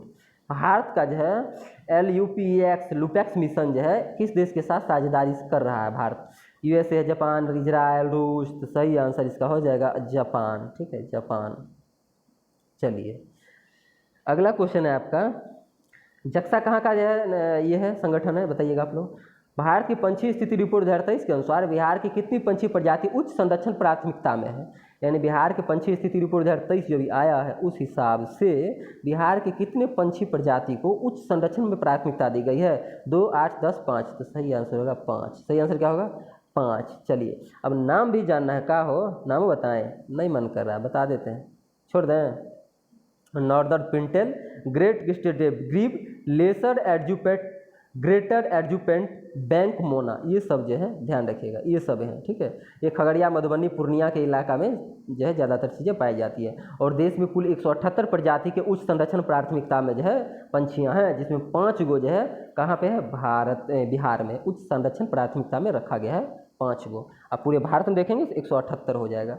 बिहार के बीरपुर बैराज जो है किस जिला में है? बिहार में बीरपुर बैराज किस जिला में पड़ता है? बीरपुर, जमुई, कटिहार, सुपौल, रोहतास। सही आंसर सुपौल, बीरपुर, ठीक है, ध्यान रखिएगा। तो सुपौल में जो है बीरपुर जो है बैराज है, बांध है, इससे है इनमें भारी मात्रा में पानी जो है छोड़े जाने के बाद कोसी जो है, कोसी के इलाका में क्या आ जाता है? बाढ़ आ जाता है, ठीक है। तो कोसी नदी यहीं पे है। कोसी को क्या बोलते हैं? बिहार का शौक बोलते हैं। साल भर जो है बाढ़ का टेंशन दे रहता है हम लोग को, ठीक है, ध्यान रखिएगा इस चीज़ को। हाल ही में प्रधानमंत्री मोदी जी किस देश में सैनिक की कब्र पर श्रद्धांजलि अर्पित कर रहे थे? दक्षिण अफ्रीका, ग्रीस, मिस्र या इथोपिया? सही आंसर इसका क्या हो जाएगा? ग्रीस। क्या हो जाएगा? ग्रीस में सैनिक के कब्र पे मोदी जी क्या कर रहे थे? श्रद्धांजलि अर्पित कर रहे थे। अब ये ग्रीस जो है, इसके राष्ट्रपति ने मोदी जी को the grand cross of the order of honour से सम्मानित किया है। ये अब मोदी जी कोई भी देश को छोड़े ही नहीं, सबसे सम्मान ले लिए हैं, ठीक है, ध्यान रखिएगा। नेक्स्ट क्वेश्चन है आपको, ये जो सैनिक थे, कौन से सैनिक थे जिसके कब्र पे श्रद्धांजलि देने गए? कि अज्ञात सैनिक की कब्रें हैं, जो प्रथम द्वितीय विश्व युद्ध में मरे थे लोग, इसमें कोई ज्ञात था लोग कि कौन मर रहा है, कौन, कोई नाम पता कुछ नहीं, पता नहीं चल पाया लोगों को। अज्ञात सैनिकों की कब्र थे, उसी पे PM मोदी ने श्रद्धांजलि अर्पित की, ध्यान रखिएगा। चलिए, अगला क्वेश्चन है, हाँ, सबसे इंपॉर्टेंट बात इसमें यह है कि नरेंद्र मोदी बहुत दिन बाद ग्रीस गए हैं। 40 साल बाद कोई प्रधानमंत्री ग्रीस की यात्रा किया है। तो नरेंद्र मोदी 40 साल बाद जो है, कोई भारत के 40 साल बाद कोई प्रधानमंत्री ग्रीस की यात्रा पे था। हाल ही में जो है येवनेगी प्रिगोजिन की विमान दुर्घटना में जो है मृत्यु हो गई है। अच्छा, थोड़ा सा शॉर्ट करो भाई। हाल ही में येवगेनी प्रिगोजिन की विमान दुर्घटना में मृत्यु हो गई है। और किस भारत के सैन्य समूह का प्रमुख था। आ हा हा हा, इसको तो मार दिया भाई, मार दिया। वो तो घटना ये है कि ये वैगनर समूह के जो है प्रमुख थे। विमान दुर्घटना में मृत्यु हो गई है, लेकिन ऐसी बात नहीं है। देखिए सरकारी चीज़ें हैं, ऐसे नहीं बोलना चाहिए हमें। लेकिन वैगनर प्रमुख के जो है हेड है ये थे येवनेगी प्रिगोजिन। ये अभी मारे गए या शहीद हो गए, जो भी कह लीजिए, हवाई दुर्घटना में इनकी देहांत हो गई। ये वैगनर ग्रुप क्या है, तो यूक्रेन और नाइजर के इलाका में जो रूस के द्वारा सैनिक ये कार्रवाई चल रही थी, उस इलाका में सैनिक की सहायता कर रहा था। और बाद में सैनिक जो है रूस पे ही ये पलटीवार कर दिया, रूस को ही मतलब अरगता तख्ता पलट की जैसी स्थिति पैदा कर रहा था। तो रूस फिर से अपना पत्ता घुमाया और इसको अपने कब्जे में ले लिया, और इसके हेड जो है अभी हवाई दुर्घटना में शहीद हो गए हैं। तो बाकी की कहानी तो आप समझ ही रहे होंगे, ठीक है। तो ये वैगनर समूह के हेड थे, ध्यान रखिएगा। ये वैगनर समूह क्या, भारत का सैनिक है, ध्यान रखिएगा। ये कोई देश नहीं बनाया है, ये सेना ऐसा है कि हम इसको अगर भारत कहेगा चलो वैगनर समूह हमको पीओके जीत के दे दो, पीओके पैसा तुमको हम इतने करोड़ अरब करोड़ दे दिए, वो पीओके में अपना काम करेगा, ठीक है। पीओके में अपने लड़ेगा, मरेगा, कटेगा, जीतेगा, ठीक है, उसके बदले में पैसा लेगा। तो भारत के क्या है, सैन्य है। बिहार का कौन सा शहर 7-8 अक्टूबर 2023 को पहले यात्रा और पर्यटन मेला की मेजबानी करेगा? गया, नालंदा, पटना, वैशाली। सही आंसर हो जाएगा पटना। क्या हो जाएगा, पटना। बिहार का पटना शहर 7-8 अक्टूबर को पहला यात्रा और पर्यटन मेले की मेजबानी कर रहा है। कहाँ करेगा, तो ज्ञान भवन में करेगा, कहीं कोई दिक्कत नहीं होना चाहिए। चलिए नेक्स्ट क्वेश्चन है आपका कि बिहार का पहला एक्सप्रेस वे कहाँ से कहाँ का जुड़ेगा? पटना से दरभंगा, बक्सर से भागलपुर, गया से सारण, वैशाली से मधुबनी। सही आंसर इसका हो जाएगा बक्सर से भागलपुर। बिहार का पहला अपना एक्सप्रेस वे हो रहा है जो बक्सर से भागलपुर तक जोड़ेगा। 343 किलोमीटर, कितना किलोमीटर, 343 किलोमीटर जो है ये लंबा हो। ओहो, अभी पढ़ेंगे पूर्वांचल एक्सप्रेस वे भी गुजरेगा इसी होके, बिहार होके ही, ठीक है, ध्यान रखना है। पूर्वांचल एक्सप्रेस जो है वो भी इसको जोड़ते हुए जाएगा, और वही पूर्वांचल एक्सप्रेस जो है वो लखनऊ से जो है चलेगा और यूपी गाजीपुर से हदरिया तक जो है वहाँ से निकलेगा और इसी होके आते जाएगा, ठीक है। तो यही है, ठीक है, ध्यान रखिएगा। बक्सर से भागलपुर हो जाएगा बिहार का पहला एक्सप्रेस वे, ठीक है। नेक्स्ट क्वेश्चन है आपका, वही तो कहते लंबा कहाँ से हो जाएगा, तो वो उसको जोड़ेगा। इसीलिए हाल ही में ब्रिक्स समूह के 6 नए सदस्य के समूह को जो है शामिल होने से आमंत्रित किया गया है, इनमें किस सदस्य को नहीं किया गया था? यानी ब्रिक्स जो है समूह है, BRICS, ब्रिक्स, इसमें जो है 6 नए सदस्य को मतलब शामिल होने के लिए आमंत्रित किया गया। निम्नलिखित में किसे नहीं किया गया? पहले तो ब्रिक्स में कौन कौन देश है? ब्राज़ील, रूस, इंडिया, चाइना, साउथ अफ्रीका है, ठीक है। किसको शामिल करने के लिए कहा गया है? तो कहा गया 6 गो नया है। तो 6 गो कौन है? तो ईरान है, संयुक्त अरब अमीरात, UAE है, सऊदी अरब है, अर्जेंटीना है, मिस्र, इथोपिया है। 6 हुआ, ईरान, UAE, सऊदी अरब, अर्जेंटीना, मिस्र, इथोपिया। अब इसमें कौन नहीं दिख रहा है? देखिए अर्जेंटीना हो, सऊदी अरब, इथोपिया हो गया, किसको नहीं दिख रहा? मारो इसको, मैं किसको आंसर हो जाएगा, इसको नहीं किया गया, ठीक। नेक्स्ट क्वेश्चन है आपका कि हाल ही में इंडो जापानी शोधकर्ता के कुछ अनुवांशिक बीमारी के लिए एक सुरक्षित रोग संशोधक उपचार विकसित किया गया है। इस संदर्भ में बताना है कि पहला, दूसरा, तीसरा, 3 दिया है आपको स्टेटमेंट, यह कोड चयन करना है कि कौन सही है। बाप रे बाप है। डचेन के मुस्कुलर डिस्ट्रॉफी, टर्नर सिंड्रोम और क्लाइनफिल्टर सिंड्रोम। सही आंसर क्या हो जाएगा इसका? इस सभी के सभी को दिया गया था, तीनों को तीनों। इंडो जापानी शोधकर्ता के कुछ अनुवांशिकी बीमारी के लिए एक संरक्षित रोग संशोधक उपचार विकसित किया गया। ये तीनों रोग हैं, ठीक है, तीनों लोग के लिए किया गया। नेक्स्ट क्वेश्चन है आपका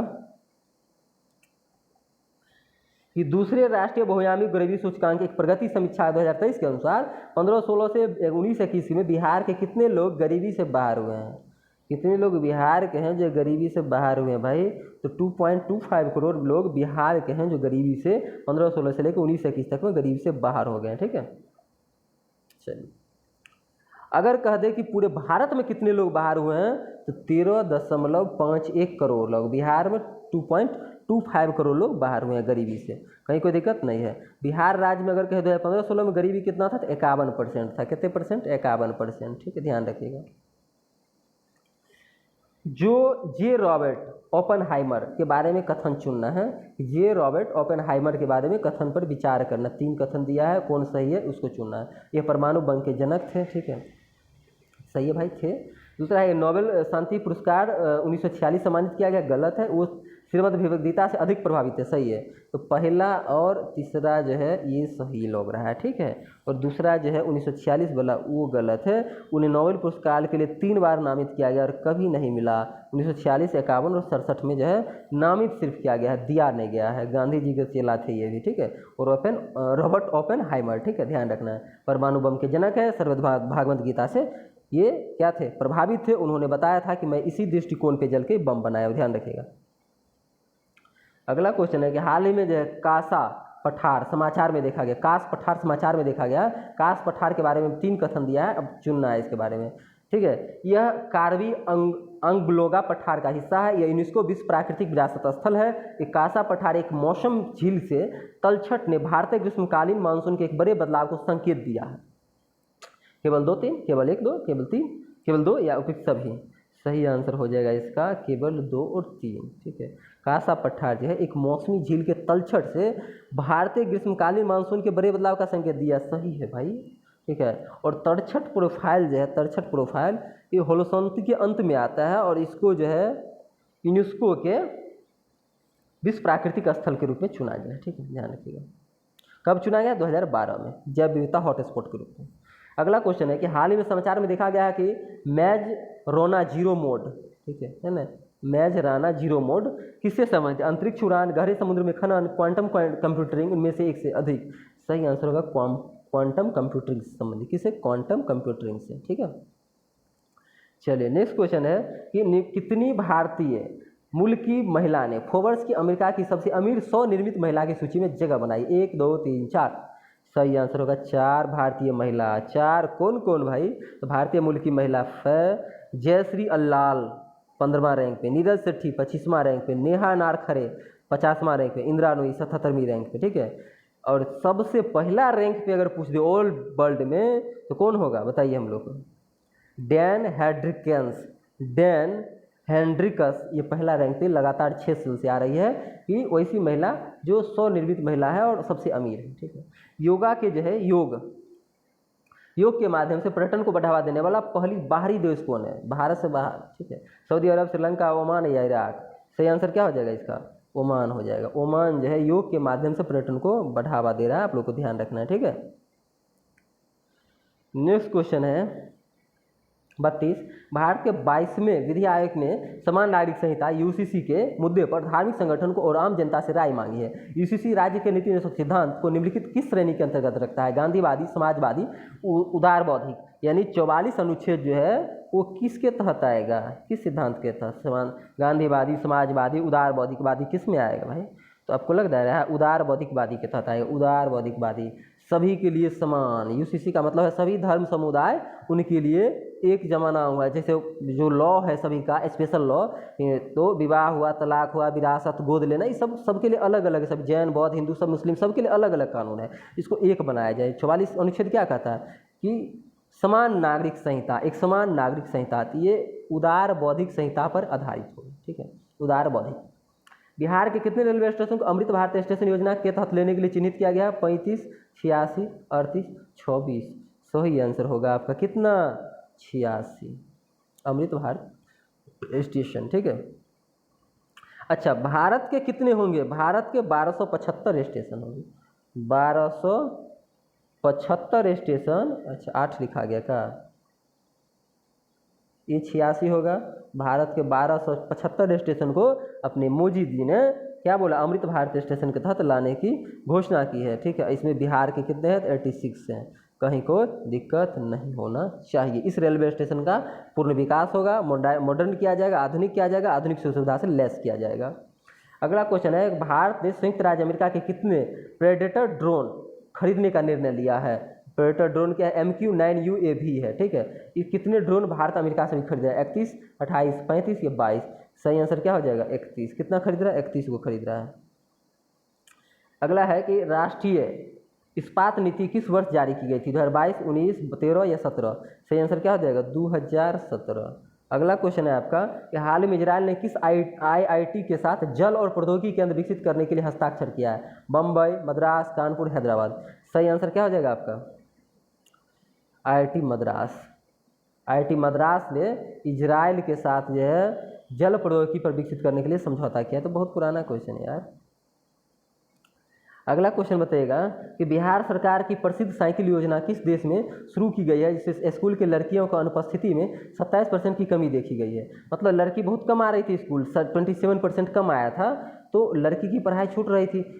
सरकार सोच अरे यार ये क्या हो गया, तो फिर उसको ध्यान पड़ा बिहार की तरफ सुशासन बाबू। ये क्या किया भाई, ये साइकिल दिया था तो लड़की सब साइकिल पे चढ़ के आई थी स्कूल, तो साइकिल दो साइकिल दो साइकिल दो। जाम्बिया, चिली, कंबोडिया, इराक, क्या होगा आंसर? जाम्बिया किया है, ध्यान रखिएगा। 27% कमी आया था इसी के लिए। अगला क्वेश्चन है, और जाम्बिया ही ने किया है, ऐसे ऐसे 6 देश और अफ्रीका के 6 देश किया। जाम्बिया भी अफ्रीका में पड़ता है, ऐसे 6 अन्य देश भी किया, ध्यान रखना है आप लोगों को, ठीक है। अगला क्वेश्चन है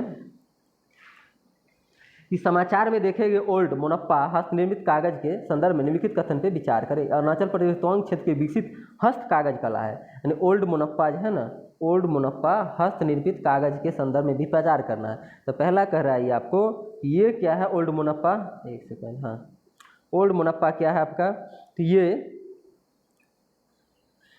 अरुणाचल प्रदेश के तवांग क्षेत्र के विरासत हस्त कागज कला है। तवांग क्षेत्र अरुणाचल प्रदेश, तो पहला जो आपका स्टेटमेंट दिख रहा है वो बिल्कुल सही है। अरुणाचल प्रदेश के तवांग क्षेत्र के विरासत जो है ये है हस्त कला है। दूसरा है सुंग सोंग नामक एक स्थानीय पेड़ की छाल से बढ़िया बनावट वाला मोनोपा हस्तनिर्मित कागज बनाया जाता है। ये भी सही है, सुंग सोंग नामक एक स्थानीय पेड़ है उसकी छाल से बनाया जाता है ये कागज मोनप्पा, ठीक है, हस्तनिर्मित कागज, ये भी सही है। दूसरा भी सही है। तो इसका उपयोग बौद्ध धर्म ग्रंथ के और भजनों को लिखने के लिए किया जाता है। तो बौद्ध धर्म ग्रंथ जो लिखाता था और भजन जो लिखाता था वो दोनों इसी पे लिखाया जाता था। ये तीनों के तीनों स्टेटमेंट क्या है आपके, सही हैं। और ये नहीं तो 1000 साल पुराना है ध्यान, कागज कला, ये सभी सही हो गए, ठीक है। ओल्ड मुनप्पा 139 पे चल रहे हैं, 139 है। निम्नलिखित में से किसने एग्री फूड सिस्टम में महिलाओं की स्थिति रिपोर्ट जारी की है? एग्री फूड सिस्टम में महिलाओं की रिपोर्ट, संयुक्त राष्ट्र महिला, यूनेस्को, FAO या USAID। तो इसका सही आंसर हो जाएगा FAO, ठीक है, FAO ने ग्रीन फूड सिस्टम जो है ये महिलाओं के लिए जारी किया है, यानी कृषि खाद्य प्रणाली ने महिलाओं के लिए जो है जारी किया है, ध्यान रखना। अगला क्वेश्चन है कि बिहार के किस शिक्षक को राष्ट्रीय शिक्षक पुरस्कार 2023 से सम्मानित किया गया? कुमारी गुड्डी, द्विजेंद्र कुमार, अनिल कुमार सिंह। बताओ यार, द्रौपदी मुर्मू जी कल परसों दिए हैं, तीनों के तीनों हो जाएंगे। 5 सितंबर को दिया गया था इन तीनों लोगों को, कहीं से कोई दिक्कत नहीं होना चाहिए। 141, 10 क्वेश्चन बचा अंतिम, लगा के जोर लगा के हैया खत्म। अरे यार ये तो माइथ आ गया, तो माइथ है, आप वीडियो पॉज करके बनाएंगे, हम सिर्फ आंसर टिक करेंगे क्योंकि बनाने का यहाँ साधन नहीं है। तो 141 है, 2 अंकों की संख्या का योग 12 है, x + y = 12। अगर मानिए कोई संख्या 8 4 है, 12 दोनों अंक के बीच का अंतर 6 है, तो 2 अंक की संख्या क्या होगी? अब चलिए हम चलते हैं ट्रिक की तरफ। ट्रिक तो देखिए 6 6 12, 8 4 12, 7 5 12, 9 3 12, सभी में तो 12 हो रहा है भाई, दोनों अंक के अंतर का 6 होना चाहिए। 8 में 4 जाएगा 6 होगा, तो ये गलत हुआ। 6 में 6 जाएगा 0 होगा, 7 में 5 जाएगा 6 होगा, नहीं होगा। 9 में 3 जाएगा 6, गजब, बन गया। इतनी आसानी से बोल गया जी। अच्छा नेक्स्ट क्वेश्चन कि A² 4B² + 4B - 4AB - 2A - 8 के गुणनखंड को कीजिए। ये तो भाई डेंजर लग रहा है जी, इसको तो बड़ा कॉमन तुमन लेना पड़ेगा तब बनेगा। चलो कोशिशवा तो करेंगे, हम छोड़ेंगे तो नहीं। तो ऑप्शनवा से कोशिशवा करने में फ़ायदा होता है कि 2 ऑप्शन को मल्टीप्लाई करते हैं फिर देखते हैं, ठीक है। ऑप्शन है ये, इसी को लेते हैं A² और A², दोनों को गुना, A और A को गुना करेंगे A² आएगा, चलिए प्लस प्लस रह जाएगा, ठीक है। अब A से ही गुना करते हैं, 2A हो गया, और फिर ये जो है 2A हो गया, और 4 दूनी -8 हो गया, और 2B है तो B 2B और 2B, B 2 दूनी 4, 4B² हो गया प्लस में। सही लग रहा है जी, सही लग रहा है ये। तो सही आंसर जो है 142 का A ही होगा, ठीक है, A ही हो जाएगा। 143 जो है ABC की दैनिक आय का औसत 250 है, तीनों मिलकर 250 रुपये औसत कमा रहा। कुल नहीं, कुल तो गुना करेंगे तो 25 या 75, 750 हो जाएगा। यदि B और C 30 रुपये अधिक कमाता है, B जो है C से 30 रुपये अधिक कमाता है, A C से दुगुना कमाता है, C की दैनिक आय ज्ञात कीजिए। तो कैलकुलेशन करके जल्दी जल्दी बताइए ना जी कि B जो है C जितने कमाता है, B उसे 30 रुपये अधिक, ठीक है, 30 रुपये ज़्यादा सी से, और तीनों का योग आपको 750 है, और ए जो है सी से दुगुना। तो कैलकुलेट करो और जल्दी से बताओ, आंसर हम बता नहीं, ठीक है। पॉज कीजिए वीडियो, सही आंसर हो जाएगा इसमें। ए बी सी तीनों का बता दें, सिर्फ सी की दैनिक आय बताएं। तो सी की दैनिक आय जो है आपका 55 रुपया है। कितना रुपया है? 55 रुपया। नेक्स्ट क्वेश्चन है आपका, दो संख्या का एलसीएम 48 है और उनका अनुपात 2:3 है, तो संख्या का योग क्या होगा? तो 2:3 अनुपात है और एलसीएम 48 है, तो सही आंसर क्या होगा? तो x मान लीजिए इसका होगा, ठीक है। तो 2x 3 अनुपात बराबर x है, तो 2x 3x हो गया, तो 2x गुना 3x पहली संख्या गुना दूसरी संख्या बराबर 48 गुना x, क्योंकि एस एस सी एफ होगा, जो कॉमन होता है वही एस सी एफ होता है। तो यहाँ 3x है, ध्यान रखिएगा। अब x से x कट जाएगा, 2 तिया 6, 6 अठे 48, 8 कट जाएगा। अब 2 चौका 8, x बराबर 4 आ गया। आई जी कैसे कैसे सोल्यूशन करते हैं, कुछ सूझ रहा है आपको? तो हम तो आंसर में निकाले देंगे जी। तो अब जो है संख्या आपको पता चल जाएगा, ठीक है। पूछ रहा है दो संख्या का अनुपात क्या होगा, मतलब संख्या का योग क्या होगा। 2 और 3 पहले जोड़िए 5, और 5 को जो है आप 8 से गुना करेंगे, 8 पंचे 40, तो सी नंबर आंसर। अगला क्वेश्चन 145 कि एक लॉटरी में 15 लड़के 10 लड़कियां हैं, 3 छात्रों को एक यादृच्छिक रूप से चुना गया, उसकी क्या प्राथमिकता है कि दो लड़के चुने जाएंगे। तो आप जो है पढ़े होंगे ना, क्या बोलते हैं उसको, एक होता है NPR, एक होता है NCR, ठीक है। तो NCR वाला में जो है आप जो है 15 है, 15 में से हमको क्या को चुनना है? 2 को चुनना है ना।